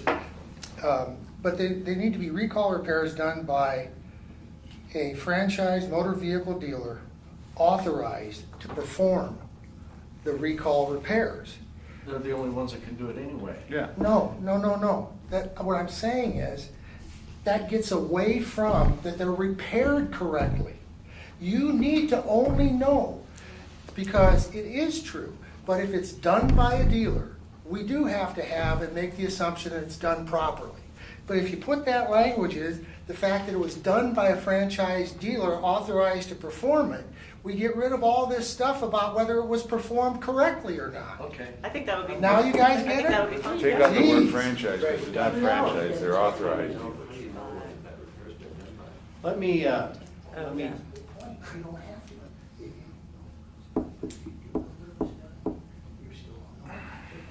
I think it's that. We're gonna take a break here. Let me, I'm gonna tell you something, I think we're a lot closer than I expected us to be. I really do. Yeah.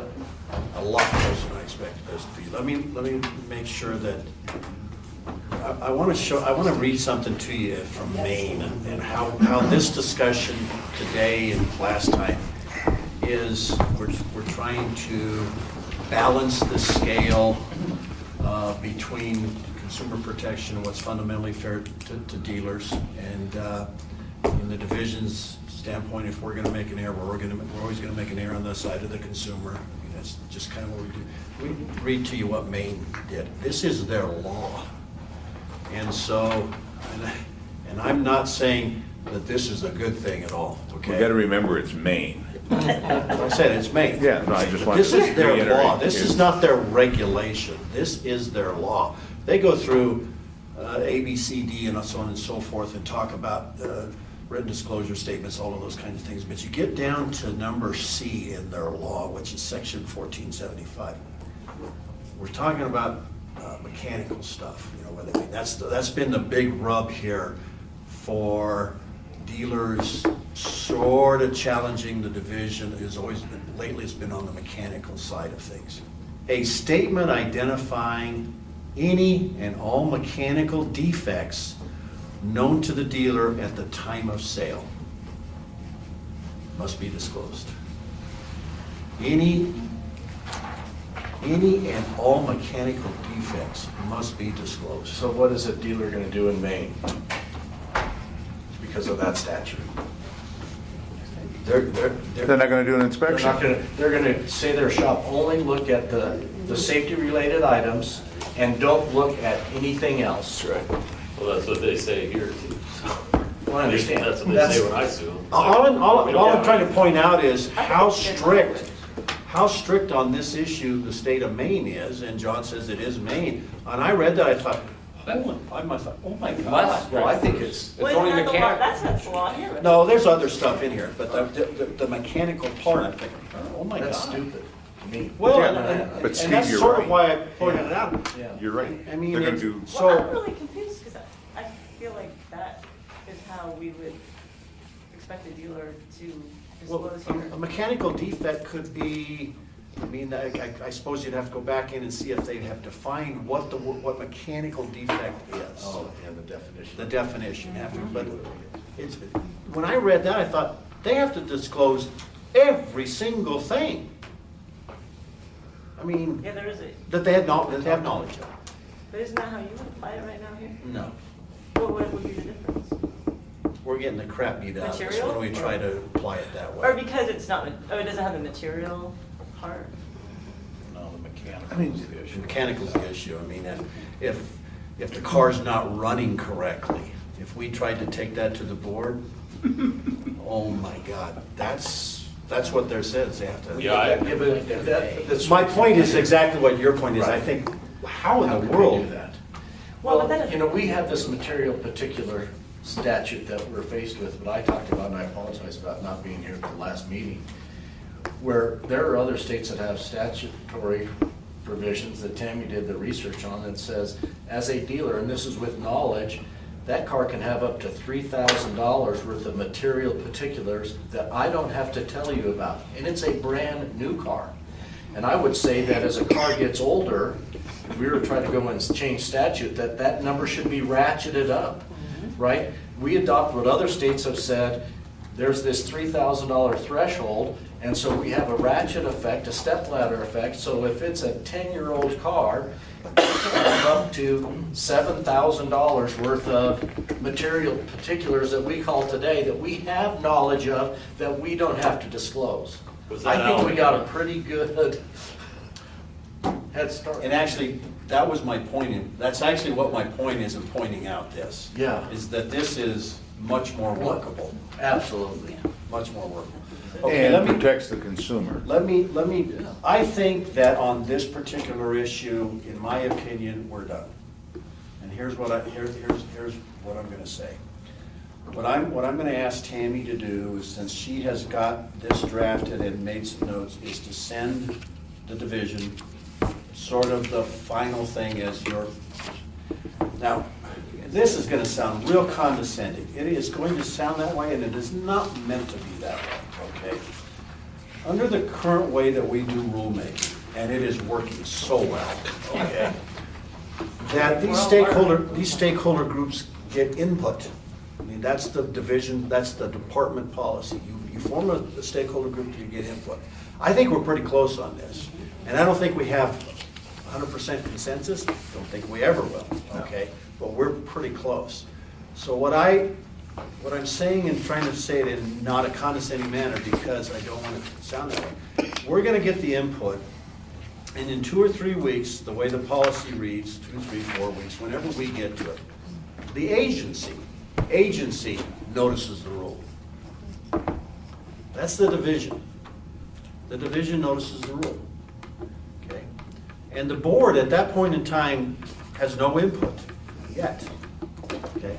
Once it is noticed, once the rule is drafted as the agency thinks it should be with input from the AG's office, then we notice the rule. And then formal rulemaking starts. And we go through all this again. Absolutely go through all this again. We send out, once the rule is noticed, we do a blast email to everybody else and say, okay, start up your writing machine, and here we go. Okay, start your writing machine, say this is what you don't, because that's when the real rulemaking record starts.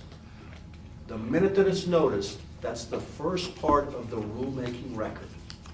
Okay, the formal rulemaking record, okay. And then it all starts all over again.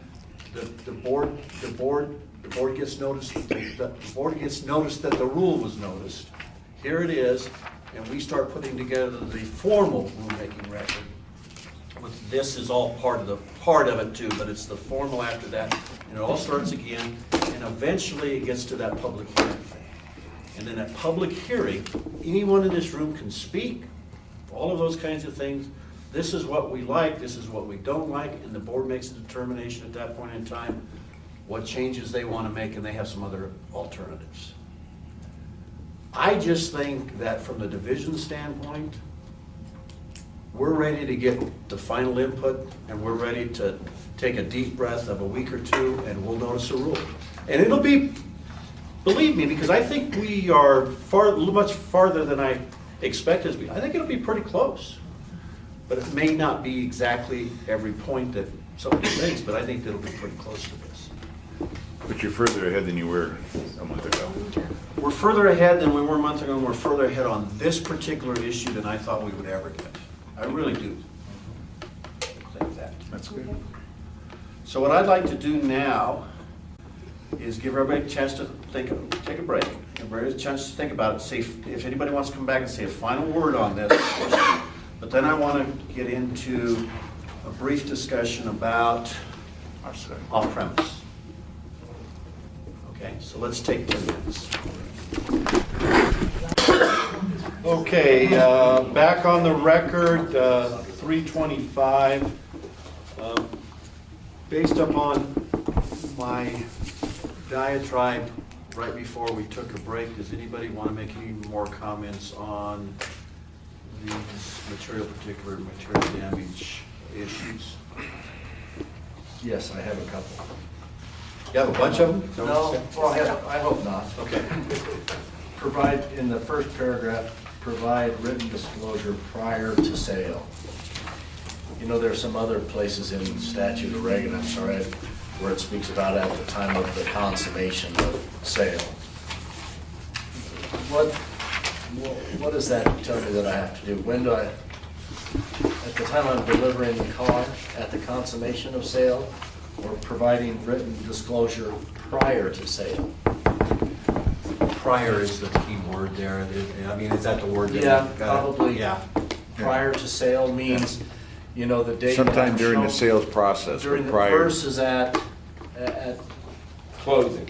at closing, because, again, here's an instance, I can take a car in today that's got a clean Carfax report, and it's in my inventory for 30 days, and I'm trying to sell it, and tomorrow there's a recall on it, or something appears in the, or something that now triggers that, a written disclosure prior to sale versus at the consummation of sale.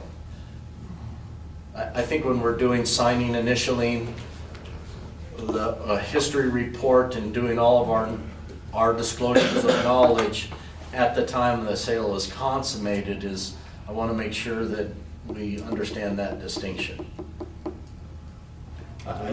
Yeah, I get it. The word prior leaves some, I think that, the consumer, there's a time there, okay, let me go at this right. There's a time where the material particulars come out, that the dealer knows, the material particulars come out, that the dealer knows that the consumer has to have the ability to say, stop, I'm not interested anymore. Right.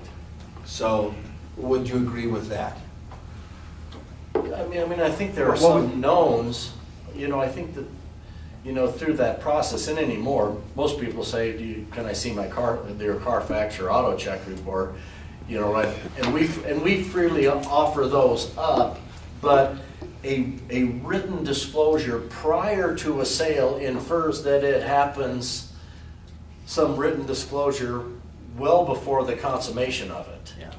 What I guess where I'm, and I know exactly what you're saying. Okay. Now what I don't want to have happen though is that there's always this debate about when can a customer, and we're in this debate right now on this form and what the overall, when can a customer cancel a sale or get out of a sale type situation, or where does a customer's rights happen to say, stop? So I don't want to get into the discussion that they've signed the buyer's order, they've signed a retail installment contract, okay, and here's your keys, and and by the way, Right. yeah, that's on the backside. But that's not disclosing prior to the. I You understand? know exactly what you're saying. Where's it at in there? So Yeah. maybe there's a better way to word that. Yeah. Okay. Yeah, I'll leave it to the 5 wordsmiths. minutes prior to sale. I'll leave it to the wordsmiths. Jerry, would you get with the division?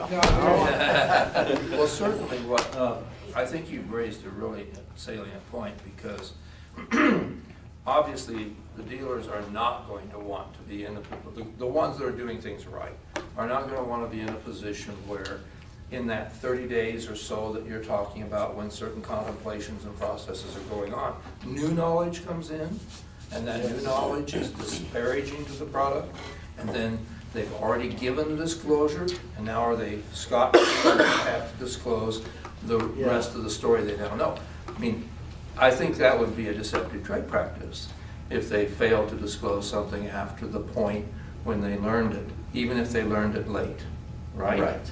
So if it's consummation of sale, is that terminology consistent with the industry's practice? Well, I mean, and I had some questions initially about prior to sale and how does a dealer prove that. And I guess what I would think is the most critical is that this disclosure happen, that they sign that disclosure or know of the damage before they sign really what is the sale agreement, right? This purchase agreement. Right. So, but really then you're talking about order of signing documents when you sit down to sign a deal, and how would anyone prove what was signed first, and how would we word that, and how would you enforce it? How would we even do that? Well, I think it would be a foolish defense for a dealer to say, well, they signed the purchase agreement, then I gave them this later. Well, you had knowledge of it prior. Right. Yeah. I'm Leland better described the scenarios where, throughout the process, a lot of it is certainly discussed and disclosed, but then it's all brought together in a written contract form and initialing a vehicle history report that the consummation at the time the sale is consummated versus prior, and how we make sure that that's Let's work a little on the language. I think we. How about during the sale negotiations? I mean, I almost think the prior version just said written disclosure. It didn't have the timing requirement. And while I understand the concern that the consumer know prior to sale, and ideally they get a Carfax when they're thinking and shopping, and then when they sit down, they're just signing it all, right? So I guess the question is, whatever the language is about timing, how would a dealer know their compliance, and how would they Right. prove it? I mean, and part of the problem too is somebody might be interested in a car, and you show them the Carfax, you go over the vehicle history with them, but you don't have them initial all that paperwork until you get to the closing table where you're signing their contract, because you don't want to have to print that paperwork for somebody else if the consumer decides to walk on that car. Right. If you guys would just search in regs and statutes, consummate, if that term is used Right. in some other Provisions we instances have, that, yeah. that maybe can be looked at for that. All right. Leland's homework. Yes. But I have a big time of consummation would be Might be still might be vague. sufficient. I think we're sort of all talking the same thing. That's the language they use when they talk about the temporary tag and the temp registration is consummate. I think there's other places as well. Probably Okay. is. Yeah. Okay. I mean, I'm kind of okay with, I presume that the division and the current board has taken PDR repaired hail damage as a material particular. Much like a door ding that we kind of talked about, well, that's not really, it's not much unlike although I would say today that most significantly hail damaged cars are just sold with As all the is. hail unrepaired. Without and it you get to. That's- Without it being. Without being repaired. That's called as is. Yes, as is, if you will. But as Todd, talked about, I do a lot of PDR, and I give my guys carte blanche. I want as many things that you can get out, whether it's a golf ball or a couple of minor hail damaged, and we certainly do our best to disclose all that to our customer. I don't think that unique from a lot of dealers. 95% of my business is repeat and referral, and I sell a car sometimes 5 or 6, 7 times I've sold a car. And if I've done some light PDR hail damage, because we're in a hail alley anymore, 5 years ago, and I'm reselling that car again, I have prior knowledge of that. I've got a real burden. It's like doing good business can cost me in that narrow, shall include hail, where there's no delineation of what sort of hail damage or what it is or reasonableness or, and it's not gonna be, again, if that comes up, I'm gonna have to just deal with it at the time. I mean, I'll take care of it, it'll never get to the division, that's how I do business, but because hail damage is so upon us, dealers are having a really hard time. I think I talked about a couple of months ago, getting garage liability insurance with hail cover. It's getting a narrower and narrower market because of this crazy hail country that we're in.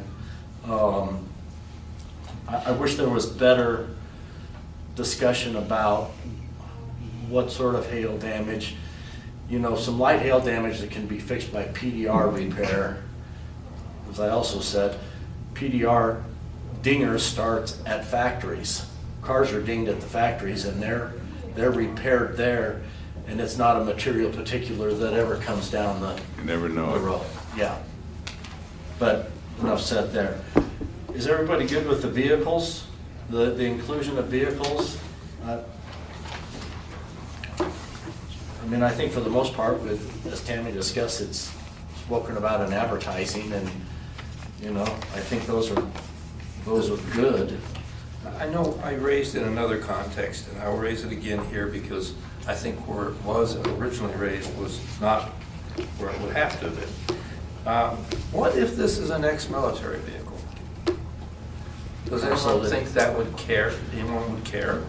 Something so the GSA option? Yeah. I mean, how many of these things are let go by the military? Is it? Well, the simple answer is yes, somebody may care. Yeah, but is it a category? Say that you for all see? of this. You ever see it?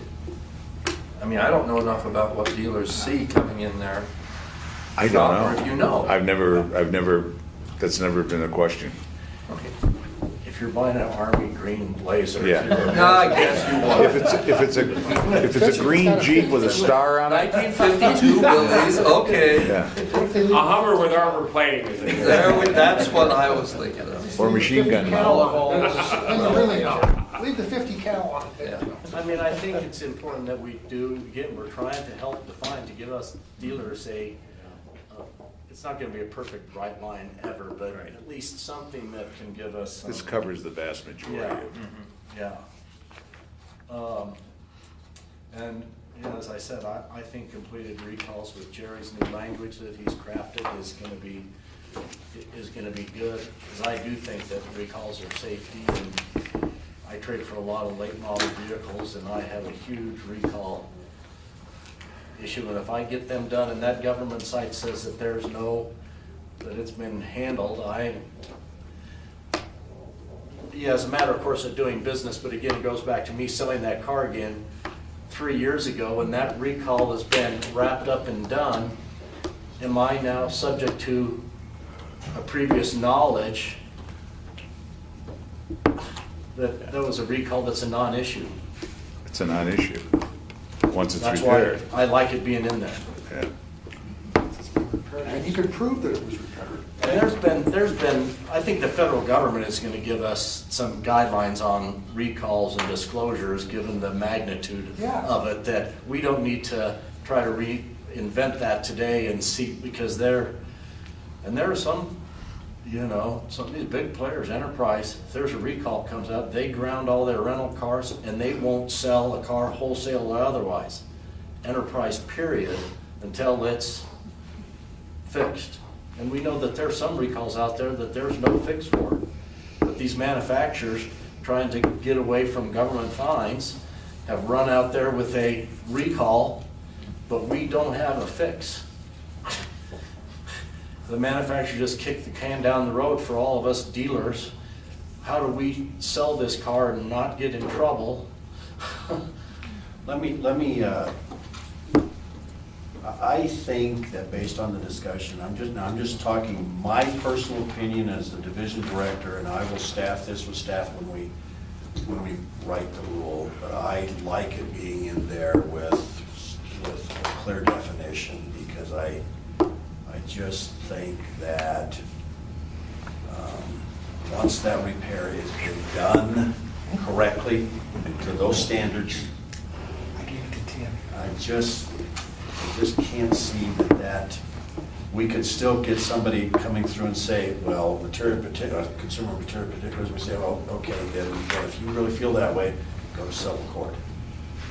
Because we're not gonna take that kind of a case just on that issue. Yeah. I mean, we're so much farther ahead with this than what we are now, Right. so. Right. No, I'm all about it. I think it's great work, Andy. Thanks. I think it's really. Well, they get it all on 2 pages. It wasn't just me. Anything else? I'm just Anything else anybody has? I want to make one comment in wrapping this up, and I told Tammy if she can give me what she thinks is the position of CADA and CIADA, and it was sort of what the context is here, then we will take a couple of weeks and we'll draft something that is pretty damn close, I think. I sent y'all a link. Now that this is front and center. This is front and center. This is front and center to what the division has been doing the last couple of years.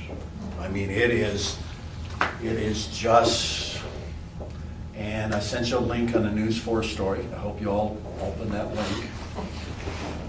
There was a News 4 story on a failure to disclose issue. And without discussing the case in specifics, let me tell you where it's going, okay? The case was what appears to be, in our opinion now, is a very sophisticated buyer who goes out and purchases this car and doesn't know of this damage issue, okay? Or odometer. Odometer issue, okay? Then, are you Then, saying a sophisticated buyer? yeah, yeah. Would absolutely fit the bill of a reasonable person, okay? Very articulate, goes out and purchases his car, okay? And trusts everything, finds out within a few days that there's problems with it, takes it back, dealer unwinds. Totally unwinds. She contacts News 4, okay?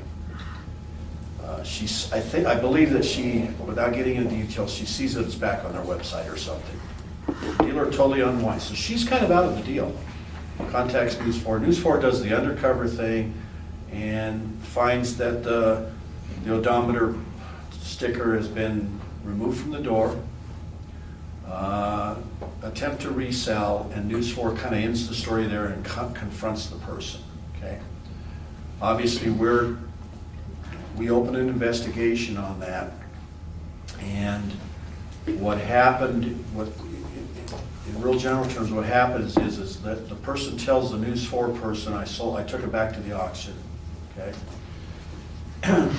Well, they not only didn't take it back to the auction, they resold the vehicle to another person, didn't disclose what they needed to disclose. The odometer is removed, and we contact the new customer. We go out, do a complete thorough investigation. We do our subpoena. We get 100 deal jackets or whatever it is, and we recontact the new customer. The new customer says, "Whoa, I didn't know any of this stuff." Okay. We took the top 10. We picked the top, what we thought was the top 10. We do complete thorough investigations on those. Every one of those persons says, they never told me this, I would have never bought the car. Okay? News 4 finds out that we were taking this case to the board. They were here yesterday, filming that part of it. The board summarily suspended the dealership. Okay? And where it goes from here, I don't know. Okay? News 4 will eventually air some follow-up to this story. We have no idea when.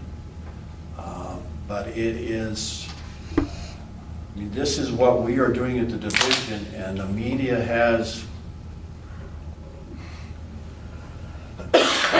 a really good case to make an issue. Okay, it is there. It is it's their business practice. It is there. I don't know where the news media will go with it. So that kind of brings you up to date with why the camera was here yesterday and what was going on. I did look at it, and I disagree. I think it's an unsophisticated buyer. She, contested the miles being really low, and this deal's too good to be true, which it probably is if you're a sophisticated buyer. She didn't do any Carfax history report herself, which is clearly available to consumers today, and she didn't have the car inspected by an independent mechanic. I would say that buyer's unsophisticated. Okay. But maybe poor choice of words, very articulate buyer. Yep. I would suggest this. Be ready, because I think she will be testifying before the board on this issue at hearing. Oh, and I think she should. I think, yeah. So, anyway. Yeah, and is this not fraud of a level that's even well outside of the disclosure Well, it's provisions? criminal. There's It's other federal. fraud provisions that. Yeah. Well, this is this is not the only case we've had. We have one that the board revoked, and we've had 2 or 3 that the board suspended on this. We've had a couple new car dealers that were involved in nothing like this, but fair to disclose issues.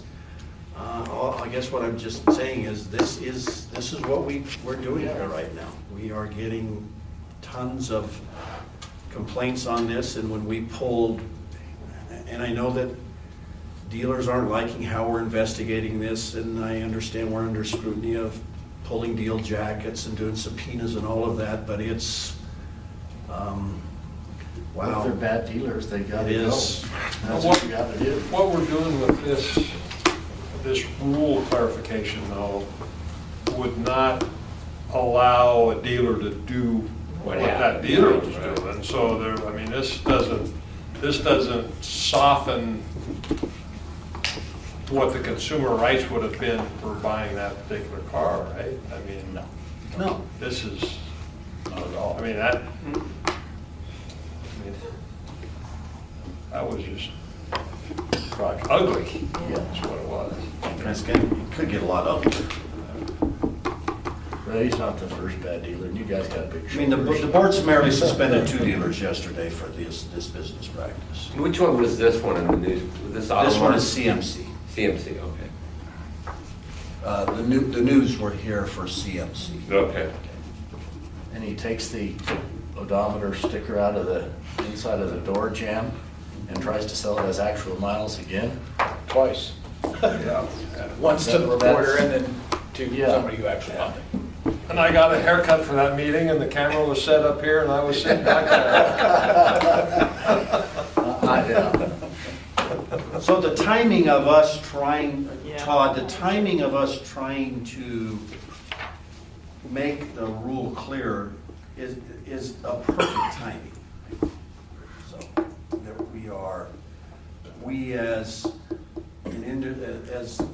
the regulators, you as associations, and some of you as dealers, trying to come together and make things better, clearer for everybody. The timing couldn't be better. Well, and I wasn't on the board, of course, with Carfax today and the predominance that it has in the industry, given the advertising, what everybody's come to rely upon it. And it's going to be good for consumers.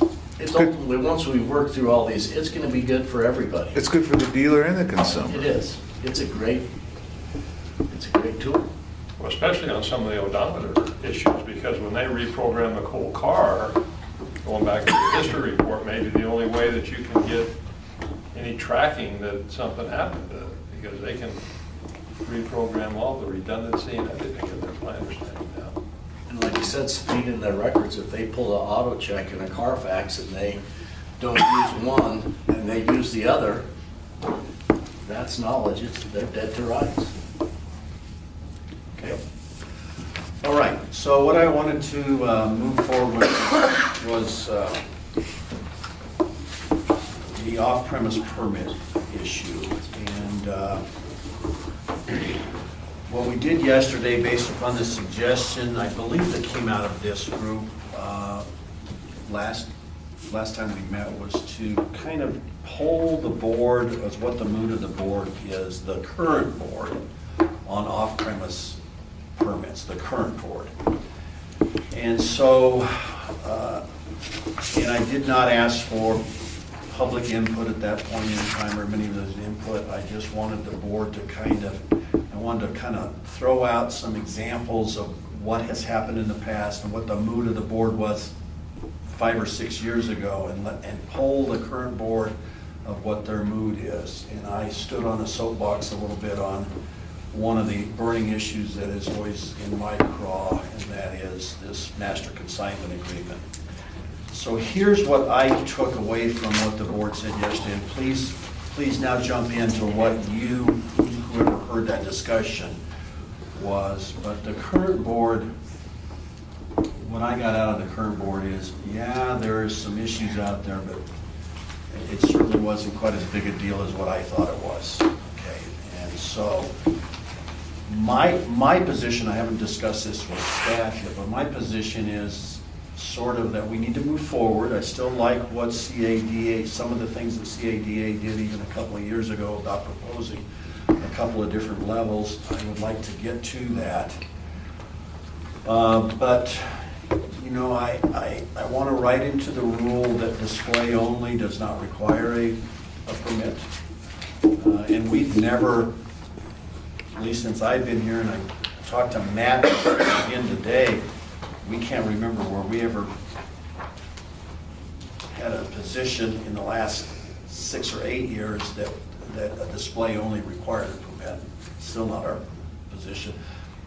Yesterday it came up about hole-in-one, you supply a car for a hole-in-one, display only, or in the mall, you throw 3 or 4 cars in there and throw out some literature and never have anybody there. Does that require a permit? And I don't think any of us think it does. And The main issue that's come up there is dealers will say, we're not sending salespeople, but we want to have a greeter or somebody to at least watch the car. And right now, I just have to say, you can't have anyone there talking to anyone, and if you do, you need a permit. And so, whether there's any leeway on that, if it's at least not a licensed salesperson, but maybe somebody else who doesn't sell, who could at least greet, get business cards, give information, Right. is the one issue that I've run into there. Hole-in-one, we always had to provide somebody to verify that there was, in fact, a hole-in-one. And we would send one of the girls from the office, so there's no selling. The individual who did not have a salesperson's license or anything else, but just be the observer, and yes, they did, or no, they didn't. well, until yesterday, I would have taken a position that if somebody is there promoting the dealership and promoting, at a mall, that probably does require a permit. Yesterday, after yesterday's discussion. The call center discussion? I'm not real sure that I'm really, there is, You get bigger fish? golly, Well, the problem is the United Buyers Club case is so broad. I know. And the board members haven't read it. Yeah. So I do think then what I would like to do is to do something like that and then have 2 levels, have some kind of level that talks about a trade show versus a true sale. A trade show requires a permit and a fee of some fee. I'll kind of leave that up to the board at some point in time at fee setting, okay? And then I would like to have another one that is a full-blown sale, where you are engaged in sales activities all the time and have a different fee for that. And I don't think that Tammy, that CADA and the division is that far off on that issue. I think in principle we agree on that. My big burning thing was this where we have dealer conglomerates getting together 3 or 4 times a year and doing this master consignment agreement.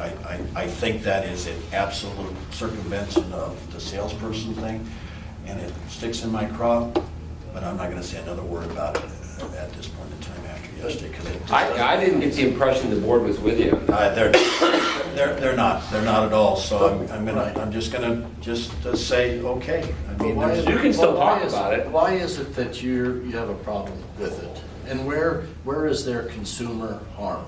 there is no consumer harm. Fact is, in some ways, it benefits the consumer. Right. Okay, but just because there's no consumer harm doesn't mean there's not a violation. No, I understand, okay? but where's the violation? The violation is this, this example I gave yesterday.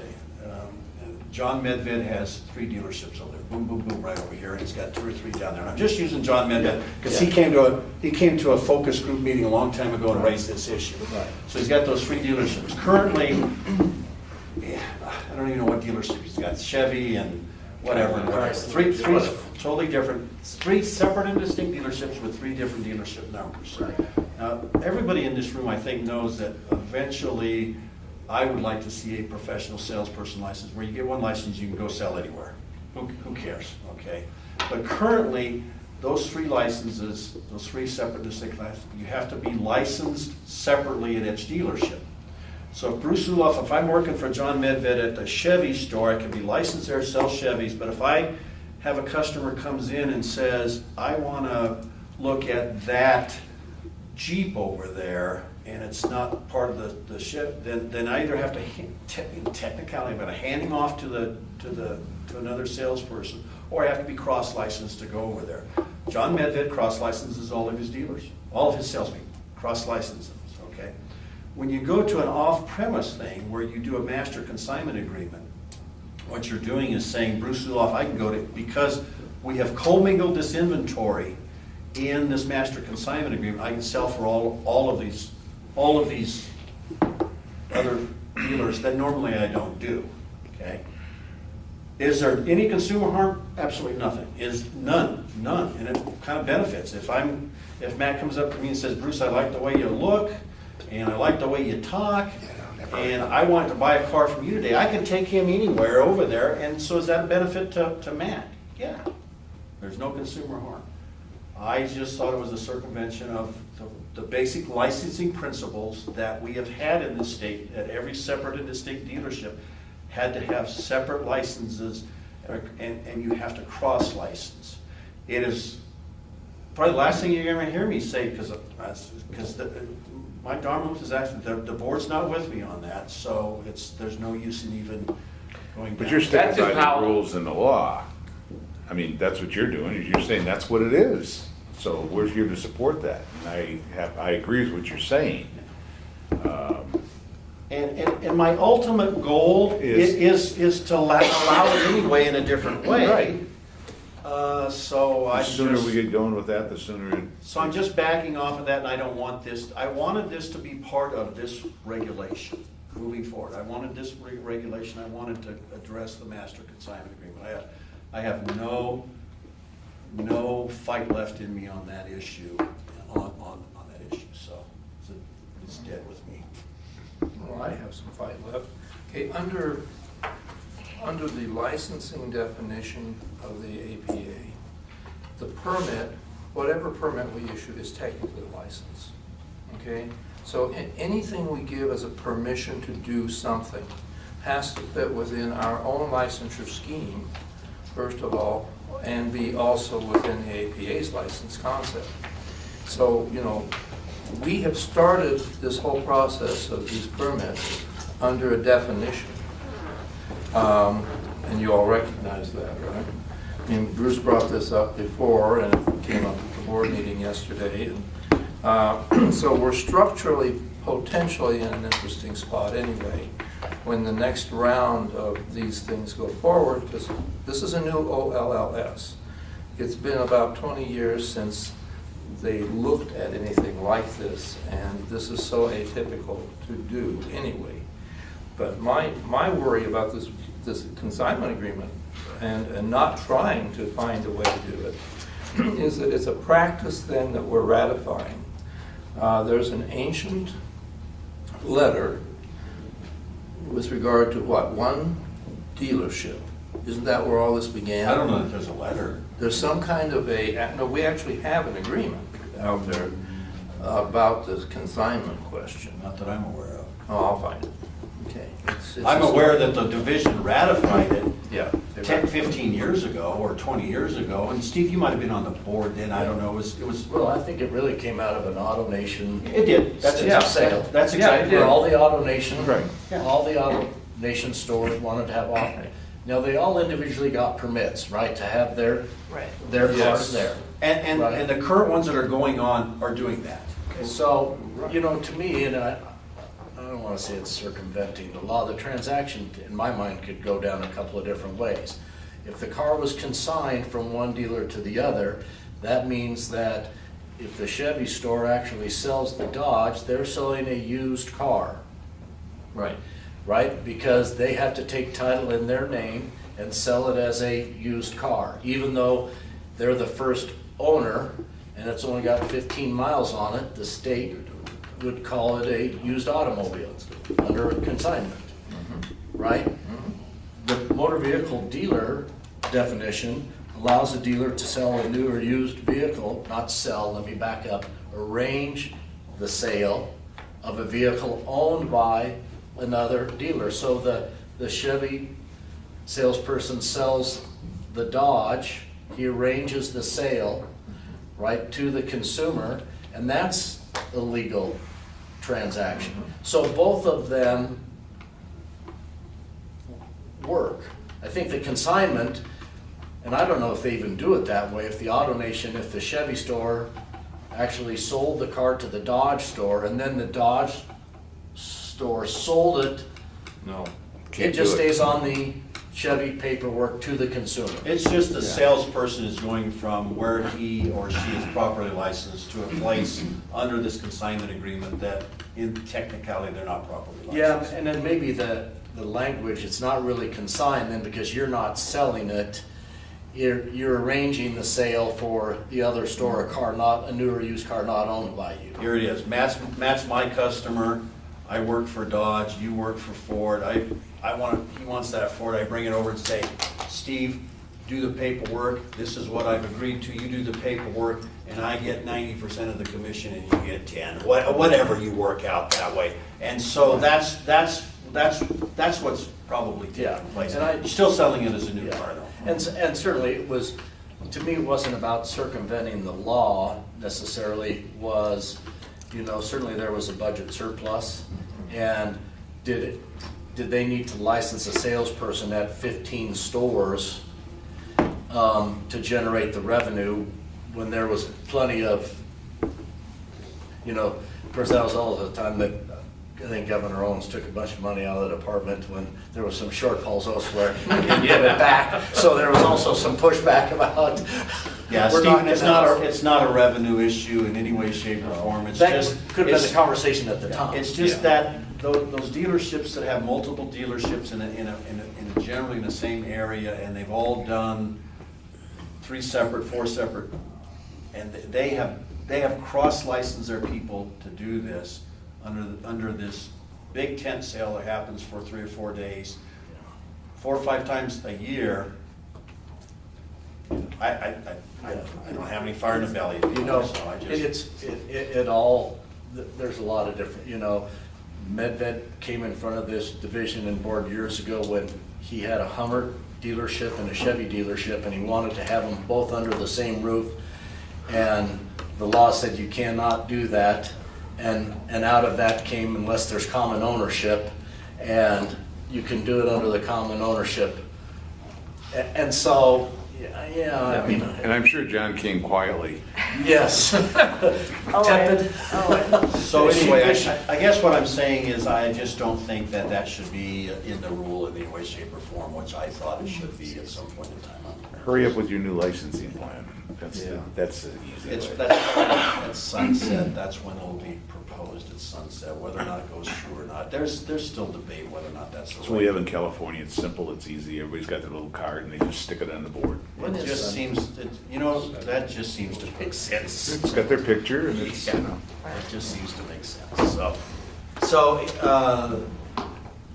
I guess open for discussion if we write some language into it that talks about display only and allow somebody there that is not engaged in sales activity, no permits necessary, and a couple of different levels of off-premise types of events. I'm a big believer of it's got to be within the individual's designated sales area. I think, if AutoNation's going to have their 19 stores or whatever here in Denver, and they're going to have something at the Broncos Stadium, who cares? Because they're all right here. If they decided they want to go to Colorado Springs or they wanted to go to Fort Collins, I think that's an issue. And I think that you should have the ability or the authority on issuing the permit predicated on the individual staying in their designated sales area. If I'm a dealer in Pueblo and I want to have an off-site or an off-premise sale, you can have it in Pueblo. You can't go to Colorado Springs. And I think that alleviates all of the issues that we have had over the years of people jumping all over the place. Then you've got to say, well, what about a used car person? They don't have a designated area. Well, they do have a designated area. They sell the majority of their vehicles. And that's a call by the division as far as I'm concerned. I think that alleviates 90% of the problems. 95% of the problems. I'm a used car dealer in the state of Colorado, so you would be, although I'm licensed in Arapahoe County, that I could have a used car sale if I wanted to schlep 200 cars to Grand Junction. Right. I don't know that there's any laws out there on the books that would prohibit that. And only him issuing a permit. Well, yeah, I don't know that there's laws on the books under that either. And I agree with you, but I've had this conversation before. When somebody sells it, that's really Department of Revenue franchise law that needs to be enforced. Is that? On a new car, yeah. On a new Well, new car isn't easy. That's easy. A used car, but the same kind of thing. That's where our friend from Greeley, Mr. Chamberlain, used the line. You know, he was going all over the state with his used car sales. But then he'd bring new cars with him. Well, coincidentally, they all drove them. You know, I mean, it was no more, I don't think it's workable, John. Are you saying that no, he had used car sales. He just happened that his salespeople drove new cars to the sale and, oh, by the way, oh, you want to buy? guys, they had a used car sale, but it was really a new car sale? No, it was, they did more used cars, but there happened to be 25 or 30 new cars there also. But even without that, I think you know, if you want to go to Grand Junction and hold a sale, I think that's the divisions, whether they want to give you a license to do that. But if there's because it seemed like the traveling Kia stores were the ones that maybe started. If a Kia store in Denver wants to have a permit to have an off-site sale in Grand Junction for Kia, does the division have control through the permit process to regulate that? Currently? No. Yeah. No. That would be a statutory change, yes? Oh, you got that ability now, don't you? I don't know. Restrict it? To restrict where the off-premise permit is at, or the sale is at, no. No. I think only the Well, then I'm missing. Well, he's suggesting to put it in the rule. I don't think you have the statutes to put it in the rule. To me, that's where. Well, I mean, I think you do. I mean, if you have the ability to request an off-premise permit under the definition of principal place of business, which is where this rule lies right now, which is what Leland was pointing out is a little weird in the first place. Right. I mean, this whole rule is under the definition of principal place of business. And so off-premise permit is seems to be completely within the discretion of the division board in terms of what the parameters are or aren't, including if they're allowed at all. Yeah, well, I thought it was the manufacturer that designated areas of where you got to sell. Oh, they do, yeah. They do. That's on new But car. this is the first time I've heard this, Well, I under think the principal place of business, that this regulation is attached to the that. regulation is attached to in the definition section of principal place of business. That was always my understanding. And I have some concerns about how in the world it attaches there with some other provisions in that particular regulation. We have so the definition, and then you have a statute that talks about personal place of business later on in the statutory scheme. And this off-premise, I've read that particular statute, this off-premise stuff, I don't know how it can attach to that statute, because that's not what that statute's talking about. And so it's where it attaches to, and how it even got attached to the definition now seems a little bit bizarre. Now, John, as much as I appreciate the trust and confidence that you have in me that I can make these decisions about where this happens, I'm not sure the rest of the room shares that, and I'm pretty sure the rest of the industry doesn't share that. So, but I appreciate that. I'll give you a vote of confidence. Well, and some of the other state provisions on permits, some of them had restrictions that it either had to be in the same county or something to that effect. You know, they just chose some sort of Boundaries. local boundary and went with that. If we go down that path, maybe it's a mileage thing, within 50 miles of Oh, but 50 miles in one area is nothing, and 50 miles someplace else is another, you know, where. That would be a horrible enforcement. Has to be Well, 500. let's put it in Matt's hands, let him handle. I'm transferring to gaming. It would have to be on something that's easily, identifiable in county or something. But County could work. Well, and the other thing to keep in mind is, in the delegation to Bruce and his functions to make a determination, okay, how much discretion does he actually have? And how much would he want to have? That's a big key right there. Right. Technically it is. Yeah. And, if it has to come down to the board has to look at each permit request as it would look at any other license request, then we're going to have a long delay time. And the industry hasn't liked that, but they now are talking like it's okay to have, lead time out there. 90 days, I think, was the thing that somebody said yesterday. Yeah, let me address that Yeah. real quickly, because I know as much as I want a time frame in there, and I do want a time frame Right. written into that. It would be good to have a bright line time frame. Maybe it's 30 days. You have to apply for the permit 30 days in advance. I think 90 days is way too long. I don't think that's fundamentally fair to dealerships, but 30 days may be. But if somebody walks through the door 20 days before the thing and says, we want a permit, and I say no, they make one phone call, one, and I'm issuing the permit. It's happened before. It always happened. We are always going to issue that permit. We just are. Who do we call? I'm learning more things sitting on this board. Oh, there's a host of people, John. So, You know that. Well, So yeah, I the thing do- is, you could I do- actually have different lead times for the two levels. I mean, a agree. full-blown sale. I think you Carry could longer. write one in, and then you get that phone call, you say, I'm sorry, but the rule says 30 days, and that's 30 days. yeah, well, sorry, your new office is in Trinidad, Mr. Zaloff. South Trinidad. Here's what I will tell you, is we enforced, it's been about 4 years ago, we enforced one that didn't pull a permit at the Cattlemen's Association National Conference, Cattlemen's. We enforced a permit, but they didn't pull a permit, got called on the carpet on it, and there was a letter of apology that had to go out. I'll just tell you that. That's BS. I'm just telling you. And who signed the letter? Wasn't me, but somebody Somebody in above, your somebody above department. me. That's stupid. That just, So I'm just telling you that it's just the way it is. And so we would issue the permit. What I do want to, I want a bright line in there because I think it will be better. but I think Right. 60 days is not unreasonable for people to plan something like that. Yeah. You say 90 is too long. I think 30 is too short.